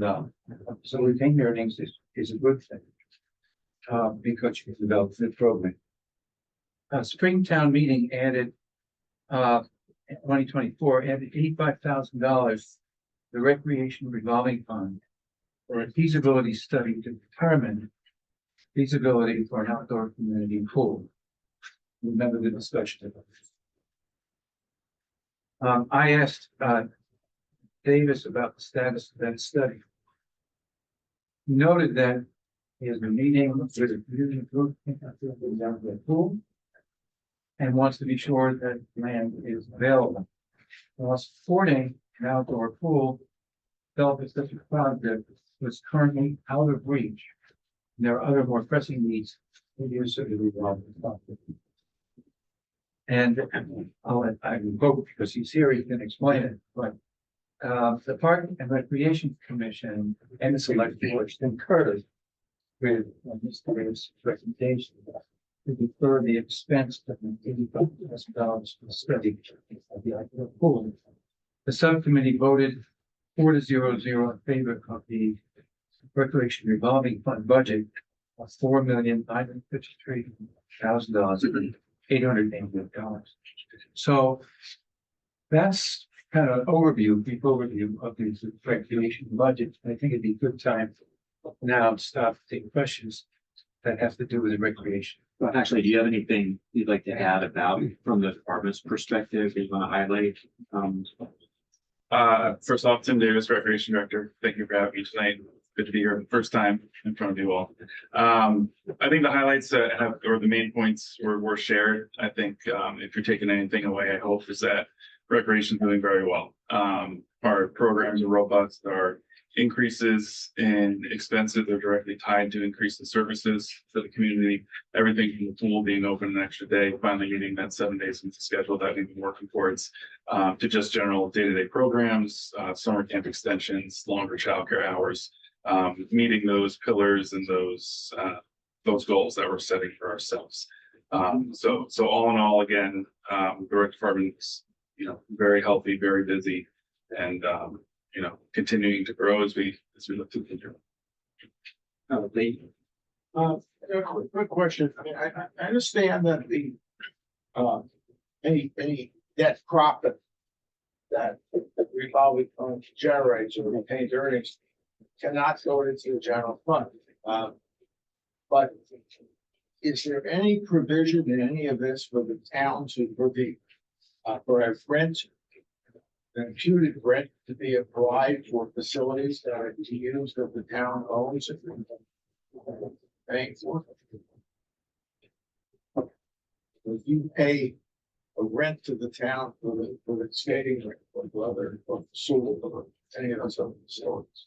I would say a rent to the town. We do cover utilities and expenses associated with it, as recreation is the main user. That's the capital cost of the town for those facilities. Do I need to take that? So I think that, when the recreation department many years ago did the cost recovery, implemented their cost recovery methodology, one of the things that they discussed was whether or not, recovering some of the capital investment should be part of their rate model. And I think at that time it was determined that it needed to be separate. The general fund provides a subsidy for recreation as a whole. If that is the general fund piece is the pool and the administration, and then all the programming is in the revolving fund. So it's almost like a symbiotic relationship in that we made reductions this year in the general fund and the revolving fund is absorbing those reductions. So we look to do that from time to time, when there's the ability of the revolving fund to do that. I remember something about scholarships, and I don't know if we've gotten a conversation about that, but that if I remember correctly, maybe some of the ARPA monies went into it in 1 year, but there was a lot of concern about how are we serving all the kids who needed the recreation program without, the family's ability to pay, and I'm curious to know where you stand with that. Sure. So, to go back a few years, so the Recreation Department was granted ARPA funding for the course of 2 years to provide scholarships and 3 programs to the community and those most in need. At the conclusion of last calendar year, so the end of 2024, those ARPA funds have run out. Where we are now, and within the past couple months, with the support of the Park and Rec Commission, We have implemented a new financial aid policy maintaining that idea of free recreation, but more on a limited basis that is absorbed into the recreation revolving account. And covered by the funds that are coming in within that account. So while we can't offer the breadth of free programming as we had been through ARPA, we are doing it on a smaller basis. So for instance, instead of 7 weeks of summer camp, we're able to offer 4 weeks of summer camp to these families most in need. We're still offering swim lessons, swim passes, and vendor programs, but just on a smaller scale, as we're trying to be more financially responsible of what we can cover based on what we're giving out each year. So are you servicing the same number of scholarship kids, but for fewer programs or fewer hours or fewer weeks? Arguably, I think we're servicing more. We're continuing to get new families into the system, into our programming. So that program of financial aid and just general, I think working on the street of our services is still getting out. And I say that just because we opened summer registration about a month ago, and pretty much on a weekly basis, we're seeing new families come in and take advantage of the program. So it's still growing. But you're absorbing it through the fees that you're charging. The fully, so the prices that you're setting for your programs include some contribution to scholarships. Correct. Yes. So I have two questions. Just the first one follows up on this line of questioning. I noticed you do have in the budget book, there's a financial assistance program. There's detail who's getting what or what financial assistance is going where. And I noticed that the Karani skating rink is it simply says 0. What is that a failure of outreach, or is it there is no types of programs available to lower income kids or eligible people that it would be 0? When it comes to programming, we don't necessarily do organized programs. So we're looking at that classification of financial aid program scholarships. We're not running programs scholarship. However, I can tell you that we work with the housing community. We do work with our partners in town who help with these families, and we have been offering free skate for mainly open skate, and doing specific days for those for the housing and Brooklyn Mental Health community and partners, things like that. So there's services there. And my second question was, did I hear correctly that $85,000 was it for a outdoor pool feasibility study was again deferred? Yes. Why is that? I mean, I don't know if you're aware of the history here, but the advisory committee has been fairly adamant that gets spent, that study gets done. And I know there's somebody on the committee that's far more involved with that issue than I am. But hearing that is like, what? WTF? Yes. So I'll just give you my perspective, and I'll just give you how I arrived at this. So I apologize if it's the long drawn out, but I'm sure you want to hear the full story. So coming into the department when I did last year, there was a good amount of capital that was on my desk that had to get going through the golf course, through other facilities that we had. This was something that was on my desk as well for the feasibility study. And the conversations that were around the idea of this feasibility study, based on, at that time, the limited history I know of more history as the weeks go on and more people I talk to. But the way that we were looking at it was really that the facilities that we had, it was really a two-parter. And I guess I'll backtrack and I'll say, I am not against an outdoor pool at all. I think I know I see the community benefit of the pool. I think it's wonderful to have an outdoor pool, but it comes down to timing when we're looking at the project, and that's how we were treating it inside our department. So on one hand, I was looking at it as what do we have already within our facility assets that need attention? And there was a strong amount of work that needed to be done on the facilities that we already had, attention that needed to the systems of the buildings that we already had. But on the other side, we were looking at yes, we want to do the study. Yes, we agree that the study needs to be done, but when is it the right time to do it? And I know that's one thing for me to say of that, but taking into account the understanding of the financial, I think, situation that the town was in, the understanding that when we do the study and we expend the money, is there action that can be taken in a relatively quick manner? Is there land that's available? where we can build such a facility.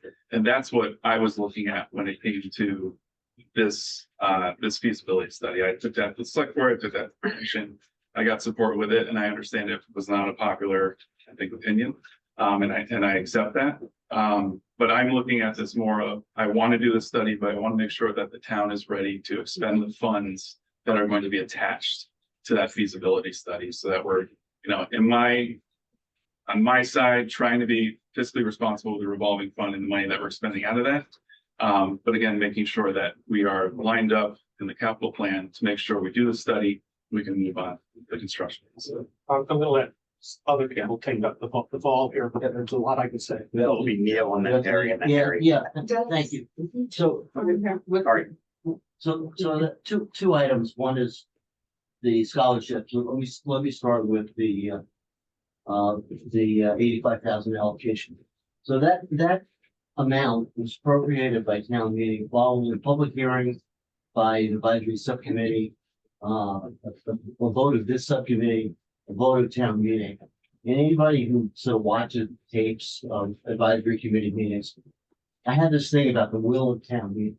When you talk about priorities, this town meeting set that priority to do a study for $85,000 for the feasibility of a pool. And it took into consideration the testimony, I suppose, of the staff and all the other priorities that the town might have had for spending. And town meeting voted it. There was a line item for $85,000 for a feasibility study for the pool. And then it goes back to staff and or the select board and says, well, we had different priorities. From my point of view, I'm sorry, that's not how it works. Right? The town meeting decides what our priorities are. Budget is policy. Right? So I said it, and I can say it a lot of different ways, but I've said it. Let me talk about the scholarships. So we have this $1 million or so in retained earnings. We had scholarships paid for ARPA funds. We have fees for programs that go into the revolving fund. But kids who can't afford it can't take advantage of this buildup of retained earnings from the same fund. We need to find some other funds in order for them to participate in recreation programs. I don't understand that at all. So let me ask you a different way.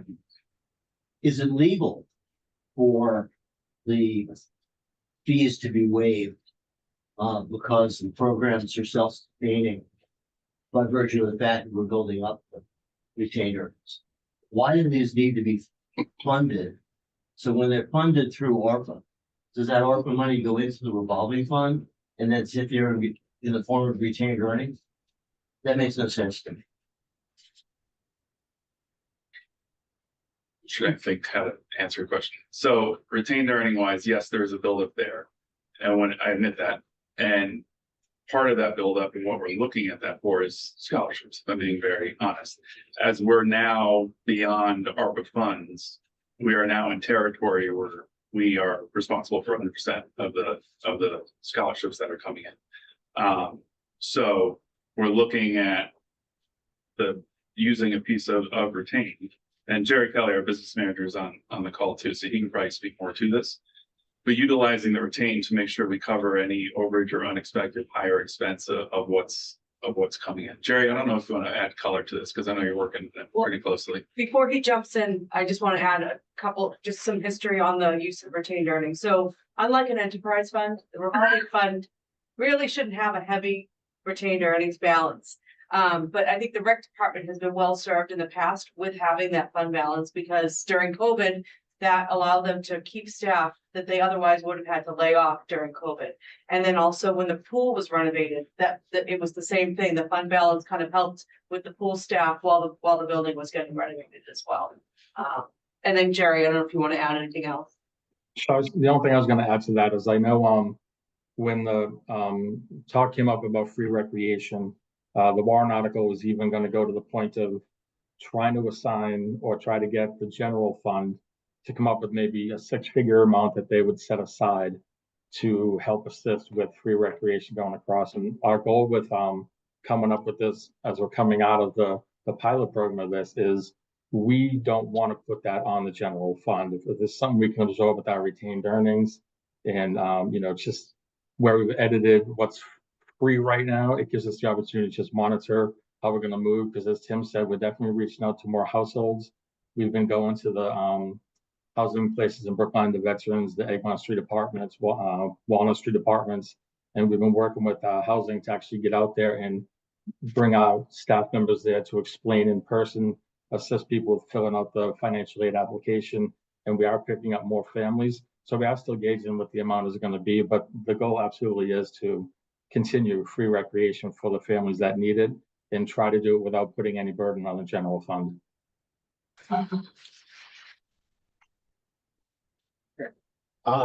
I'm concerned about the 85,000. People have been trying to build this outdoor pool for a while. They went to the Park and Rec Commission. They showed survey saying the public supported it. They got nowhere. So they came to us and they came to town meeting, and town meeting said, spend $85,000 on a study. I don't know how it could have been any clearer.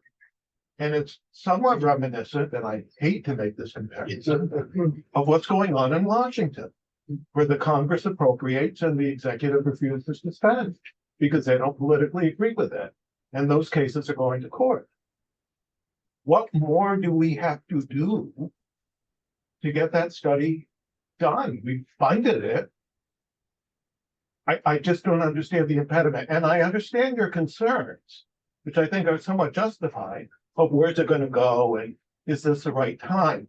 But town meeting has spoken, and it spoke very loudly, and it spoke with an overwhelming voice. Melissa might have an answer or part of your. Well, I don't know if it's an answer, but I think that part of the issue is that if in order to build the pool, a study is gonna do step one.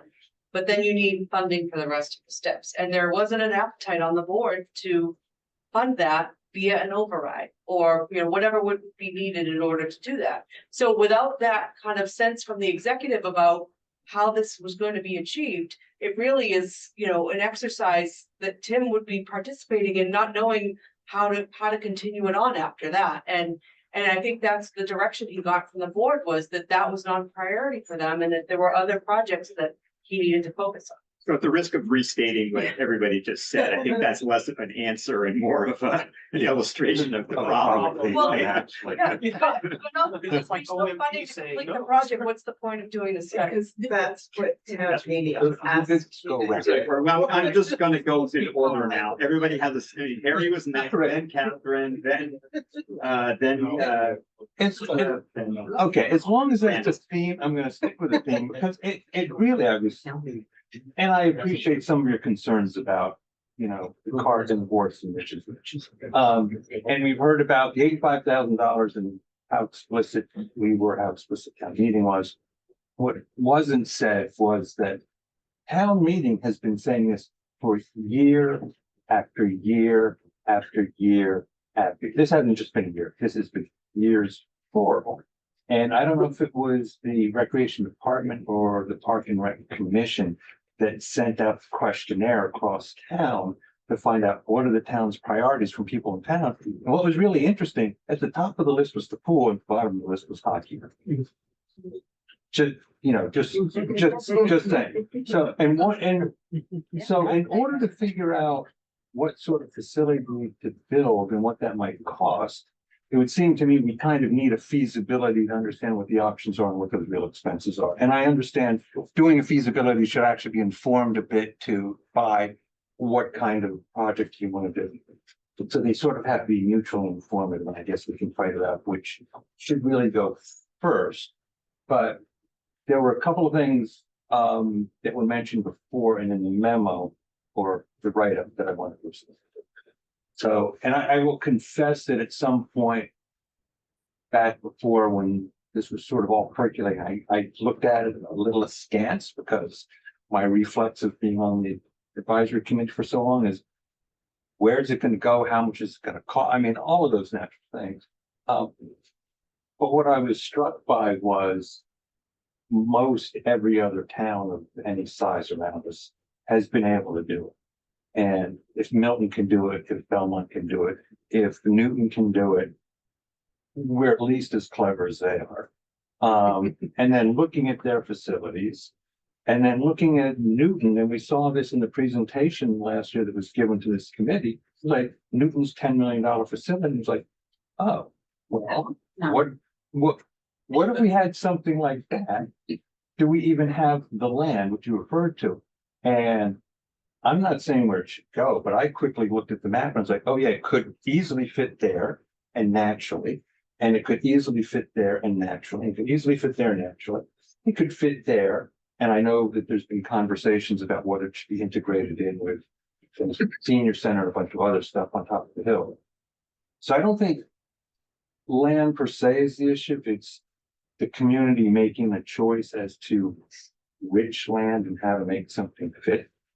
And in terms of it being out of reach, it's a capital cost, and we are in a budgetary crunch. But these other towns have actually put these things up, and they're not simply self-sufficient. They actually make money off it. You know, they're spinning it off. So I think a good business case has been made, at least by other communities, for this sort of thing. I think the demand by the community has been made. And I was struck by a comment that Chaz Carey had made at one point on this, when he said, you know, looking at it, for a facility like this, the use density, even seasonally adjusted, the use density far outweighs the use density of other recreational facilities. So think tennis courts, think a soccer field, the number of people that can use it, not to mention the ages and that sort of thing. That it's just in so many ways, the concept supports itself on so many levels. That's not to say there's not a heck of a lot of other work that has to do, or that you have an awful lot in front of you that still needs to be done first. But to some of these things, I think other places have answered those kind of questions, and we can probably answer them simply. So, yeah, there you go. Thank you. Harry was so gentle on you. There's something like 64,000 residents in the town. There's something like 290 people who sit on town meeting, and there's something like 30 people in this room right now. So these people in this room, we're representing all of the residents of the town. And I think what we're saying, and I think we're saying it very nicely, but also I think we're saying it very plainly and very clearly. It's time to do that feasibility study. And there was nothing in any of the things the town meeting passed that said if staff approves. So you're saying no to the residents who employ you, and they've asked you multiple times, and we're being polite. So I'm gonna be easier on you, Tim. I want to talk about financial assistance, and I read here, it says the Recreation Department will not turn away any resident from participating in a program for financial reasons. One of my other hats is a member of the Council on Aging. And we've talked with our liaison, with the rec department about the fact that seniors, as I always say, are over 20% of our population. And there is a lot of poverty among seniors, a lot of seniors who don't have money, but they're not children, and they don't live in public housing. So the question is, and we've asked this through our representative, if you look at any of the forms to get financial aid, they all talk about things about families and children. And Jake has told us, well, seniors can apply for financial aid. And we ask, well, what are the qualifications to get aid? And we were told that we can't tell you. So I would urge you to look at a broader class of people in our town who could use like a free pass to the swimming pool, or, you know, free pass to the one time a week we have senior pickleball. Or, and just I would urge you to consider a form that would allow more of our lower income adults to not miss out recreation. And it's very important for seniors and their health. Thank you. Just on this topic. No, okay, then hold on. Yeah, so thinking of a question, I mean, the study that's being done with regard to Fisher Hill, right? So a pool is a possibility up there is either standalone or mixed use. That's gonna require an override. And I don't understand, sorry? And I don't understand why this study isn't germane to the process that's already going on. Because, it's right there. So that logic just escapes me. So. So have the speaker opportunity now. I think I'll respond to that. So we're working with planning on that site. When I think about a potential site, that's the site that I am thinking. So I understand that I'm not gonna win this argument. I get it. But I'm also not trying to argue, I guess is what I want to say. And while I understand the idea of it, I'm not looking at this trying to be political or giving any sense of me trying to play whatever group when it comes to funding. In my role, when I came into the department, I'm not gonna make excuses of going into the department, just giving my opinion and seeking guidance when it came to expending the money of our department. And that's why I went to the select board. That's why I went to the commission to get the best step forward. And I recognize the town meeting aspect of it, but it was agreed upon directive right now to hold it. Just a second. Yeah. Seriously, because this is the finance committee, okay, and generally speaking, we're not frivolous with saying let's go spend money. And I think we appreciate that there is someone who's fiscally minded in your position. I think we like that. I think what we're really saying is that sometimes even all of us who are very fiscally minded have a responsibility to carry out the wishes of town meeting. I think that's all that's being said. And so the fact that you're fiscally minded or that we're fiscally minded doesn't really come into play in this particular instance. I think that's really the message. Can I take that? Yes, I'd like to say, welcome to Brooklyn. Back. So how long have you been Here next month. So I've invited to a subcommittee hearing and to this meeting, the chair of the Park and Rec Commission. So partly what we have, I mean, Tim wouldn't know the history behind this. The Park and Recreation, I was on Park Recreation for 6 years. And we have to be connected to the rest of the town. And unfortunately, I think missing part of that history.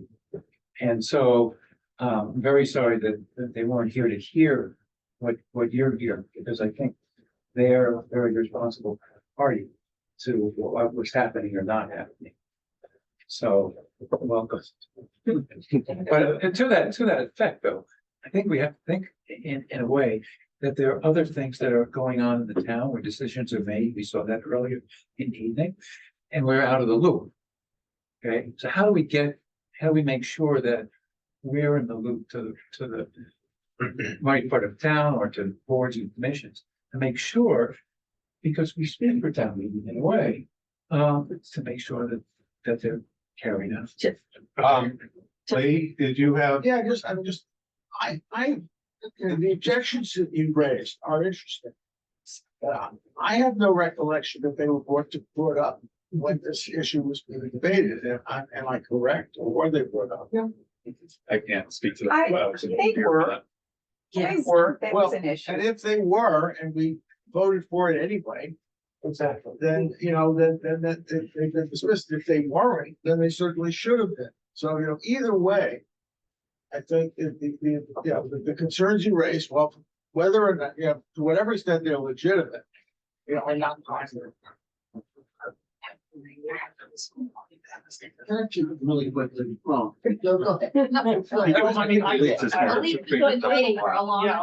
My apologies, I was out. I'm just gonna say, I wanna say, I'm not gonna vote for this budget. I mean, that's how we inject ourselves into the loop. And that's how we make our feeling known, and it's the advisory committee that presents the budget to town meeting. So if your budget isn't going to town meeting, you're not gonna get funded but without this $85,000. And so the question is really, somebody's saying, where can we find this $85,000? And I bet It's there. it's there. It's Okay, there. it's there. It's Okay, there. it's a CIP. So great, let's do it. I mean, why, if it's already there, Well, it's in the. It was put in the CIP. No, it's in the Okay. CIP, so it does No, it's go. in retained earnings. It's and in revolving retained funds. earnings. Last year, you voted a higher level of retained earnings in order to provide funding for the study. If we put it in the Oh, right. CIP at the Okay. last. That's there. It's scheduled. Elisa, then Neil. Well, I guess I just, with getting this on the capital improvement plan. As I forget who said it, the comprehensive plan, 2005 to 2015. Had it as a priority. Do a feasibility study for an outdoor pool. Nothing. I spoke to Parks and Rec in 2019. I said, hey, nothing is happening. What if I file a warrant article? They said, great idea. I filed it. Aaron said, I've gone through this. But, Aaron said, don't do it for money, do it for a siting study to see whether there's interest in town. That's what I did. It was unanimous -1. Siting study was done in preparation for feasibility study. Feasibility study didn't happen. 2022 town meeting, someone raises her hand and says, what's going on with the feasibility study?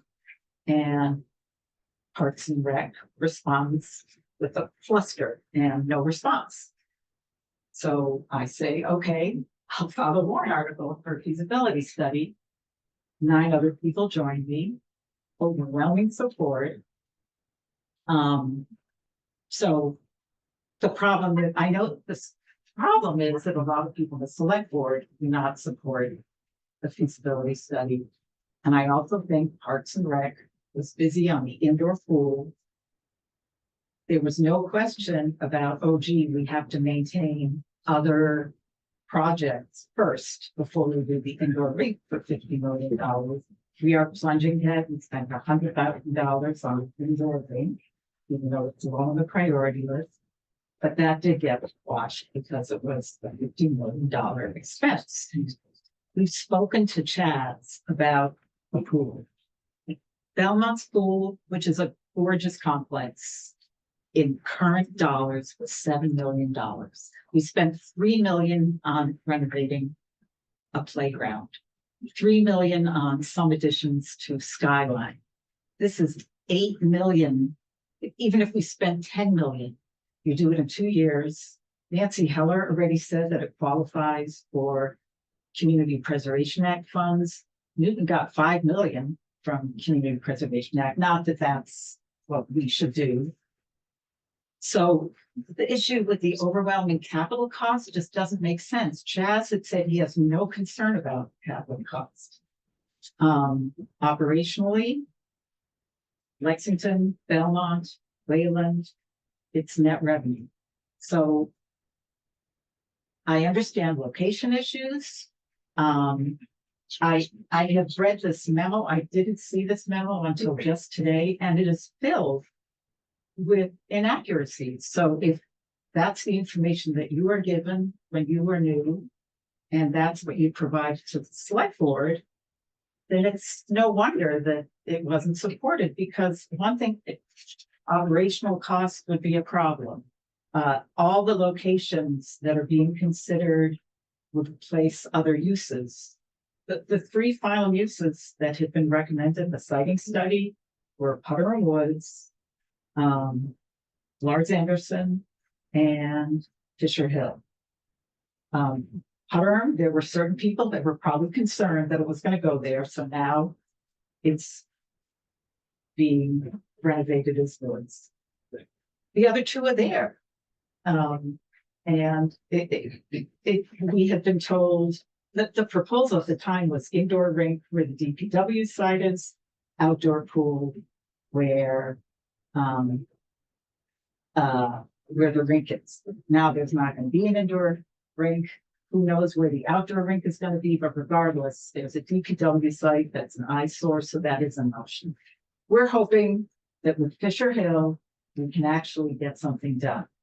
I think for those of us who've been working on this pool topic for a long time, it's a minor expense in the scheme of things.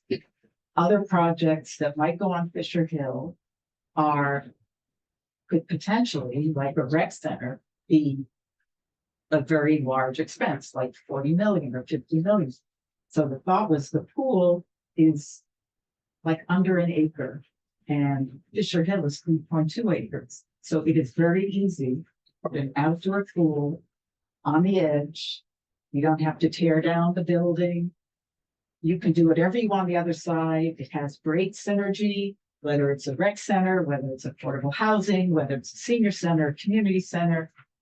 So I just don't understand why it's been such a difficult slog to get something that just about every other town has. And we've got climate change. Really, it is a real issue that with hot, long summers, there's no place for people to go to cool down outside and do exercise. And Parks and Rec Strategic Master Plan recommends splash pads. And I have a movie that I would love to show people about a hot day in July a few years ago. Like I think it was 2 years ago. All the outdoor pools in all the other towns are packed. There's Belmont, there's Lexington, there's Newton, there's Milton. I went all over, but I also went to the splash pads in Brookline. They were deserted. Why? Because splash pads are good for 3-year-olds, but the adults don't want to sit there and be hot while their kids are in splash pads. So splash pads as an option is absurd. So I just don't understand. I've seen you there. I was in a splash pad in all the summer. So I just, sorry, it always comes out. No. I'm sorry. I just want to ask one question of the committee. Is there anybody on the committee who wants to defend the absence of funds for the pool? Because we could probably short circuit part of this. Spending. Absence of the spending on the feasibility study, But which. what I possibly would like, I could see recommending putting it in the getting it not just endlessly postponed, but if we're really serious, if the town is serious that they're willing to do it, to get it in writing in the capital plan, CIP plan. It can be added Can't be to now. CIP. Not now. It The can be CIP is added, already. is the No, warrants no, already not closed. I'm saying it for 28, for 2028. Put it in the So CIP. I need the direction from the select board to do that. Right, well, Well, okay. we're actually, I'll give you a second. Unless you had a procedural thing to suggest. No, I was gonna not to water down more pool stuff. I was gonna change course. Okay, yeah. I did have one comment. on Well, hang on a that. second. I just wanted to say, I mean, we are faced with the Mark Penzol approach, which is to say, we're not going to fund the budget at all until there's some sort of commitment from the town or something else. Go Or we ahead. could put a condition of appropriation on the entire rest of the budget and let me do this, or something like that. I want to comment actually very quickly before. And close the loop on the prior discussion. All of the questions that we're raising were raised at the time. Yes. And the conclusion of this committee and a town meeting was, the only way to answer them is to do the feasibility study. All right. So, did you have another point or no? No. Harry. Okay, so like, And then. other than to say, I can think of other places that it could go that weren't even mentioned. But, and again, welcome to Brookline. I think you and Aaron maybe tomorrow after work want to go to a gin mill. And the two of you commiserate about how awful this committee is. We would understand. But my question is, we've been spending a lot of time on this issue. The things that we haven't spent time on, and this is a question to you, are there things you want us to be aware of that we're not aware of? Things that you're missing that you think you guys really need? How you see yourself 3 years out, 5 years out that you should be thinking about? It's a loaded question. You can just tell us what you want to say. No, I would say that the trajectory of this department that Aaron Friedman was on the call now and I have put in place, and even Justin, you could probably attest, is growth, is looking at our department and making sure that holes are filled, the programming and needs within our community. So when we're looking at years out, we're looking at implementing best practices, making sure that our programs are growing. As you can see, going into the next fiscal year, they are, because our expenses are going up. Higher expenses means more program, more staff, more employment for the youth of our town, more hours of our facilities being open. I think I haven't been here long enough, if I'm being honest, to formulate 3 to 5 to 10 years down the line as we're understanding where we're at currently, where we're still arguably, I think, getting our feet under us with making sure we're full staffed and that staff's taken care of. So if you ask me that question next year, I'm sure I'm going to have a much different answer. So Matt, thank you for raising that question. this recreation is more than youth. It's Correct. adults and it's seniors. Correct. And And that's part of that growth piece. Yeah. Okay, what I wanted to say is I wanted to defend our part for a minute for the following reason. I sense the hesitation, not in spending the $85,000, but feeling like it's not going to go anywhere at the end of this $85,000. Therefore, I think the best thing that could come out of this is to go forward and demand commitment from the select board as well, that the reason to work with that as well, because when I did construction management, I always advised my clients not to draw up the plans until you knew you could do it.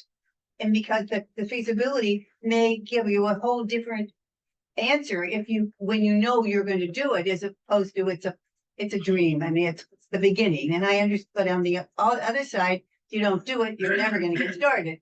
But I would like it to come back as yes, we support it, but we also we need to help you to make it happen. And that is to get the other people on board with us as well. And that would be a good message from us, as well as spend the money. Because if we spend the money, we may not ever be further along, and that's your hesitation. I see. So I would just like to come to your rescue of it. I have three questions for you. And it actually some of it dovetails with what we've heard already, not on the swimming pool. So one is swim classes. So I get constituent calls saying that this woman tries to get her young daughter into swim classes and they're always filled before she even can sign up. And I think I read somewhere that you were really starting to work on that to get more classes available. And I wondered, what an update on that process is. Class availability and Aaron can jump in if I get this wrong, but class availability is directly tied to staffing. So as our staffing levels have struggled in the past, availability of classes have been smaller. And I can say that they are probably our number one selling class or number one need because of what the service is, how important it is. As our staff is growing, as we bring on full-time as well as part-time staff, those classes are increasing in numbers, but they're still in extremely high demand. So, it really comes, we will put out as many classes as we can and fit in during the day with the staff that we have. So I wish I had a better answer to you of saying, yes, there's going to be 100 more coming, but it's really tied to staffing. And it's definitely on your radar. Absolutely. So that's interesting. Thanks very much. So to follow up a little bit with what Fran's saying. So one of the things that is happening very recently is that adult ed is no longer about home with the schools. And so, but that doesn't mean that there isn't a need for adult education classes. And I'm wondering, certainly recreation, adult education, that's a part of that. And so I just, I'm urging you to really see if you can be a partner somehow with trying to fill in this gap now, which talk about other communities, every community has adult education programs and they are very popular. And so, and as our population ages and we have a little more free time, not those of us on advisory, but as people have more time, I mean, these classes really, it's so important to be learning new things and to be exploring so I'm hoping that the rec department can be helpful. Yep, I can comment on that if you'd like. So we have been meeting with the school committee through that process. We have met with adult education within the last week of understanding the future of it. So we are actively talking internally right now how we can assist with that programming piece, what we can pick up, what we can fill the holes with that unfortunate decision that was made last night. Further, I mean, I met with the new incoming director of the senior center, the COA, and we've hit it off great. So there are things that are coming down the pipeline with rec and seniors as we do recognize internally that program was robust in the past, has kind of fallen off, and we're looking to build that up. So we're very aware of the adult population and the aging population, and we want to be, it's on our goal sheet. It's one of the things we read. All right, so that's good. And the third point is to just dovetail on what Michael said, is that there are a lot of plans going on. Michael's on one plan with the open space plan. I'm on the comprehensive plan, and certainly your feedback and input into all of these town-wide plans is really important. And I hope that that you're being asked to come in and speak and to weigh in on being part of it, since you are in a department that really touches everybody in the town. So thank you very much for coming back. Sure. Janice, it's my question about adult ed. I'm glad you're working on it. Yeah, I hate to go back to the pool, but just a couple of initial thoughts. One, I want to speak on Tim's behalf, because I along with Elisa and a few others have set up this Friends of the Brookline Community Pool Project group, and Tim's been very generous with his time. He's been very generous with his candid advice and his expertise, and the sense I've gotten from him every time we've met and talked has been he wants to be a partner in this work.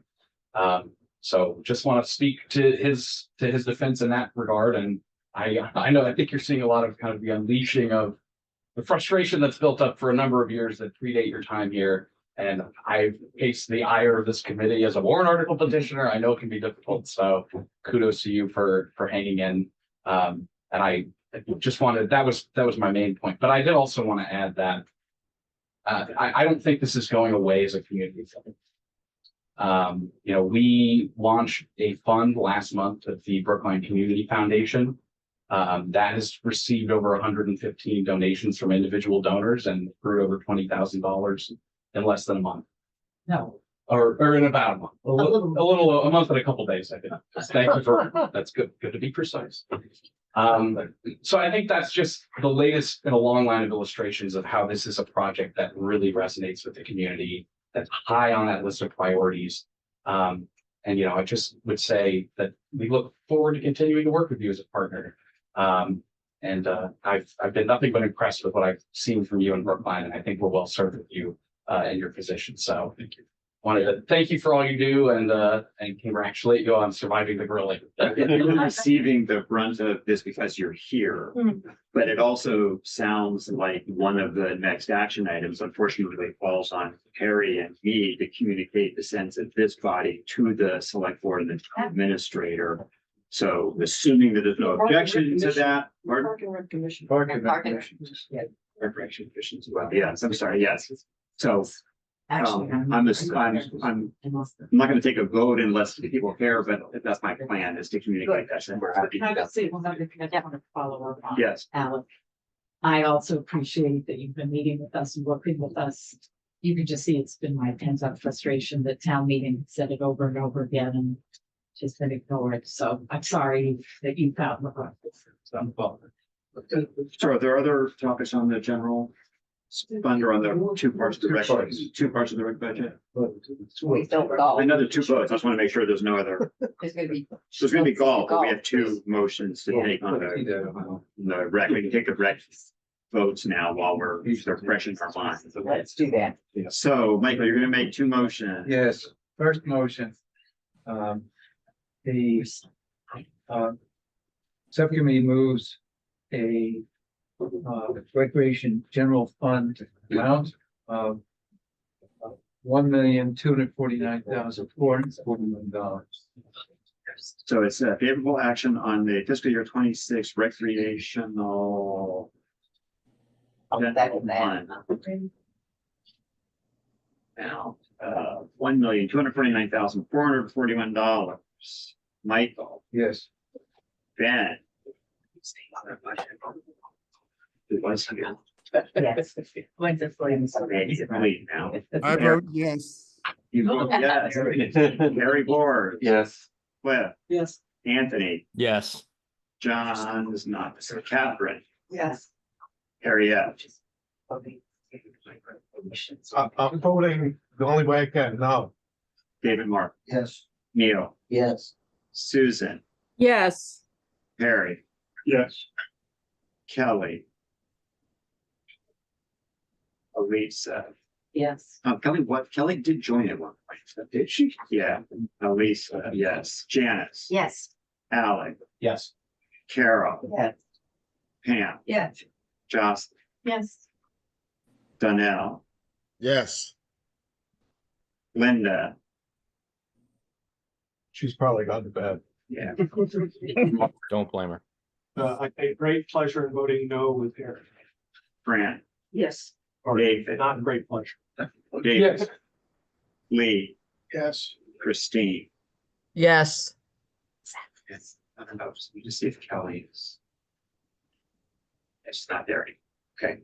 All right. So by 21 in favor, 2 opposed, no abstentions. We're recommending favorable action on that budget.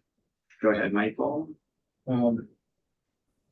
Subcommittee moves favorable action on the 2026 recreation revolving fund budget for $4,953,888.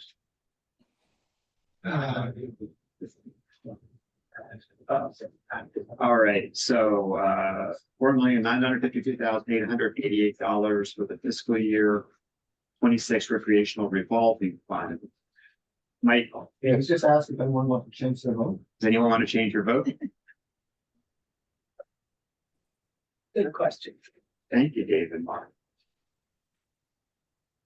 All right, 21 to 2 for that as well. Okay, thank you. Michael, you want to go on to the golf? Golf Enterprise Fund. So the finances of the golf course are included in the Enterprise Fund.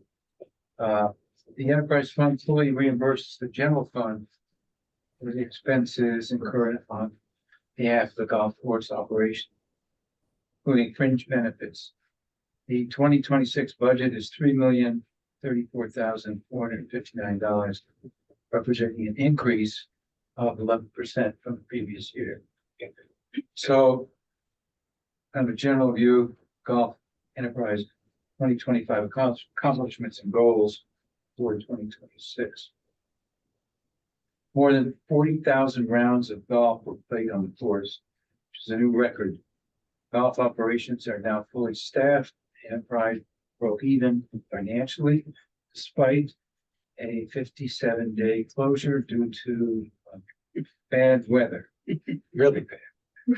The golf course has introduced new events to engage more of the community, such as a Harvest Fest and the PGA Home Program for veterans. The landscape master plan was approved and the retained earnings year-end balance 2024 was $905,330. Goals for 26 include improvements to drainage, bunkers, tee boxes, acquiring additional robotic mowers and ball picking machines to ensure smooth operations, increasing outreach to different segments of the community, veterans, juniors, seniors, will enhance engagement with the golf course in many different ways. Completing the rehabilitation of Putterham Woods, if funded by the CPA, restoring the dining room windows in the clubhouse and establishing 2 trailheads for Putterham Woods will represent capital improvements. Most significant for portions of the golf enterprise operating budget include personnel, services, capital supplies, utilities, and intergovernmental. There's a very detailed exposition of this in the slide deck that you can find. Personnel costs have increased by 7,000 to 985,000, driven by collective bargaining, cost of living. Services decreased because of fewer necessary repairs and completed projects.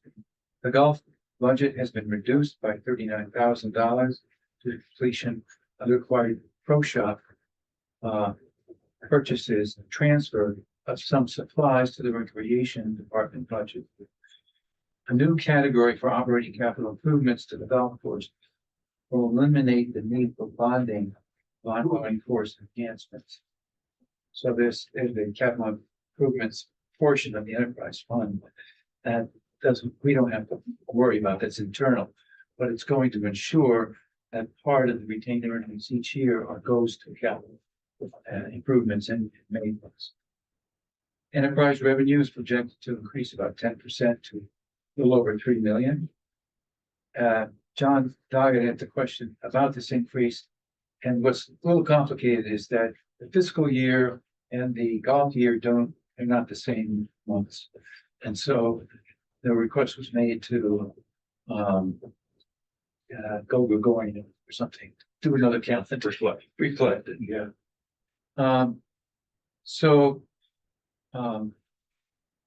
Expected 2026 revenue is increased by about 300,000 due to completed capital projects and an increase in fees for non-residents.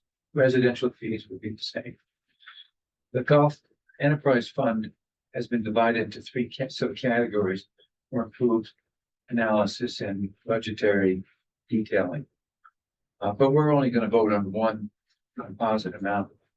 Day-to-day operations comprise the bulk of the fund, which is a little over 3 million.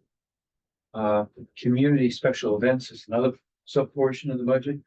And then the capital expenses is the other million, right? And that's 250,000 a year. So that is the report. Do you have anything? No, good evening, everybody. My name is Justin Lawson. Yes, thank you. It's almost Friday. Yeah. No, it's a pleasure to be with you all. The golf course is, in a great position for the future right now. It's at a crossroads where we've done so much planning with Park and Rec Commission, golf course master plan committees, engineers, architects, and that sort of stuff. And all that planning is culminated into drainage improvements that have been permitted now through the local conservation commission and are now in the final stages of getting approval from the state Department of Environmental Protection. So we are very excited to, for once, fix the drainage problem that has existed at the golf course ever since it's been built. And improvements over the years have really just reduced the functionality of the golf course. So with this team that we've assembled, I can't wait to put a shovel on the ground. I can't wait to see excavators go out there and fix this golf course, and for the town to see what crown jewel all of you have right here in our backyards. So it's been fun working with Tim.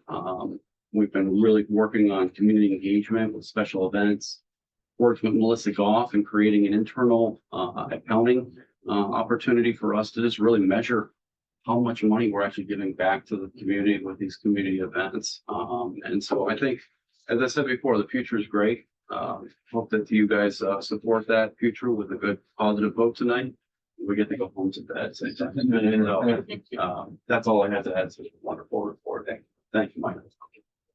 Yeah, one quick question. Do you still open on Monday morning for folk to come do everybody know that you can go walk on the golf course on Monday mornings? Yes, Till what time? It's, till noon. Very soggy. It's it's a really nice place to go. it's Good job, wonderful. too. Yes. So you think the golf course would be the perfect place for a pool, don't you? Once the drainage is fixed. You know, I kind of, drown myself some days in green events and kid around that we could have some open water swimming going on out there. There's the pool. There you go. I would love to put in a pond. That would be my dream.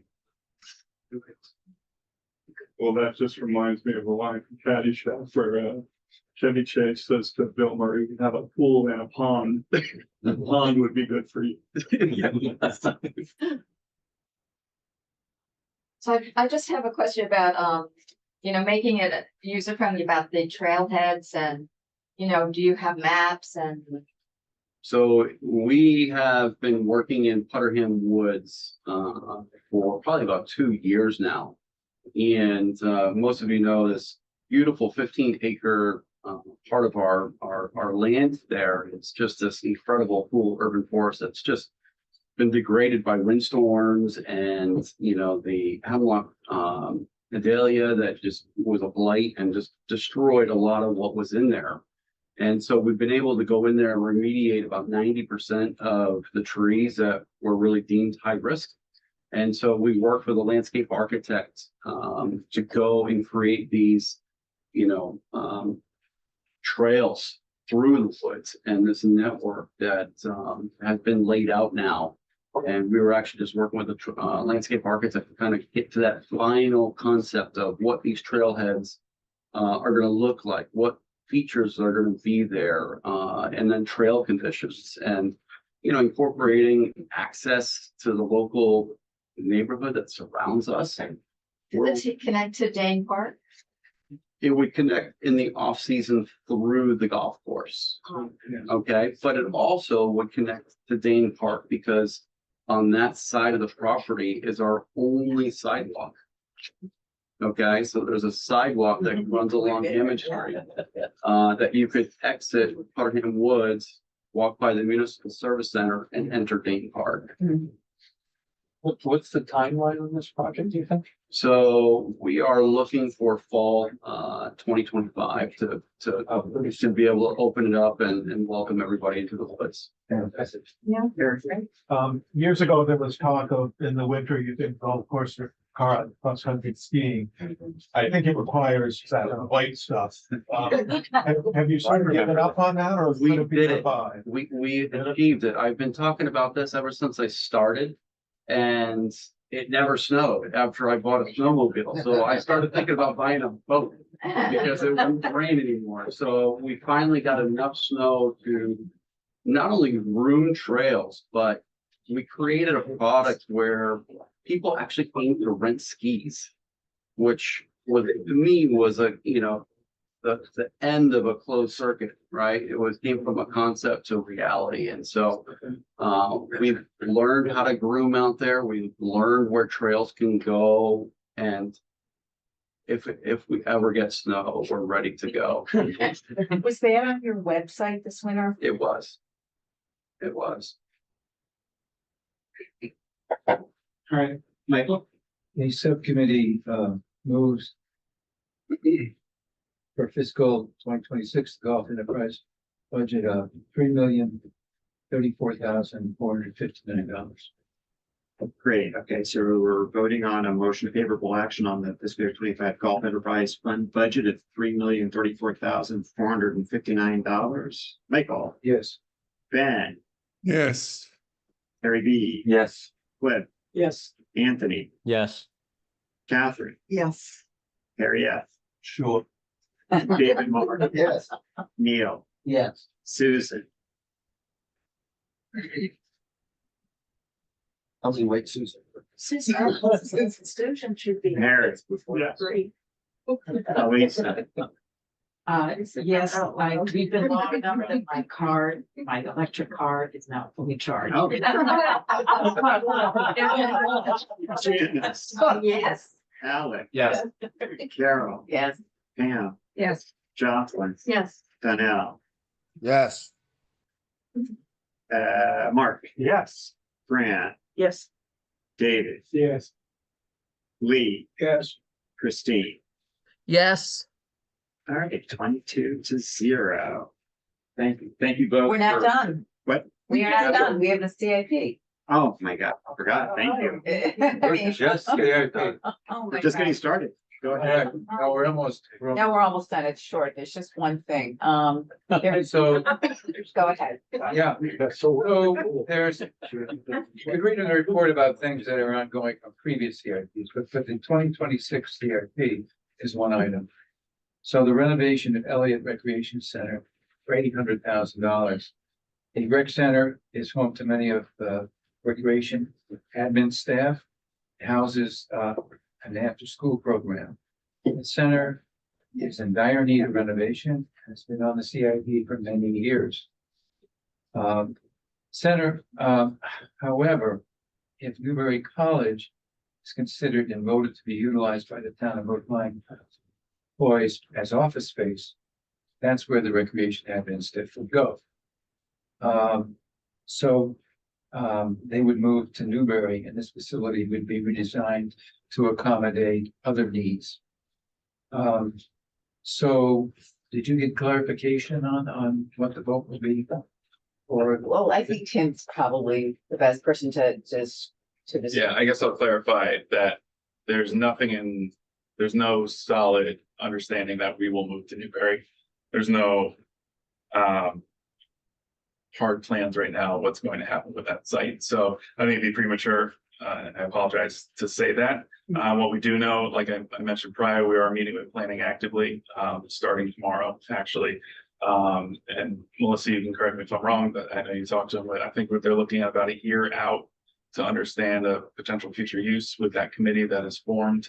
And then beyond that year, it's up in the air with how much time it would take to renovate and outfit what that site would be. So when we're looking at the office space of Elliott, as mentioned in the report that was submitted, everything at this building is original from 2002 when we moved into the space. So it is a tired building. It is in need of upgrades and renovation to appropriately, I think, house our staff. We have 12 full timers that work out of that building. It's our administration building.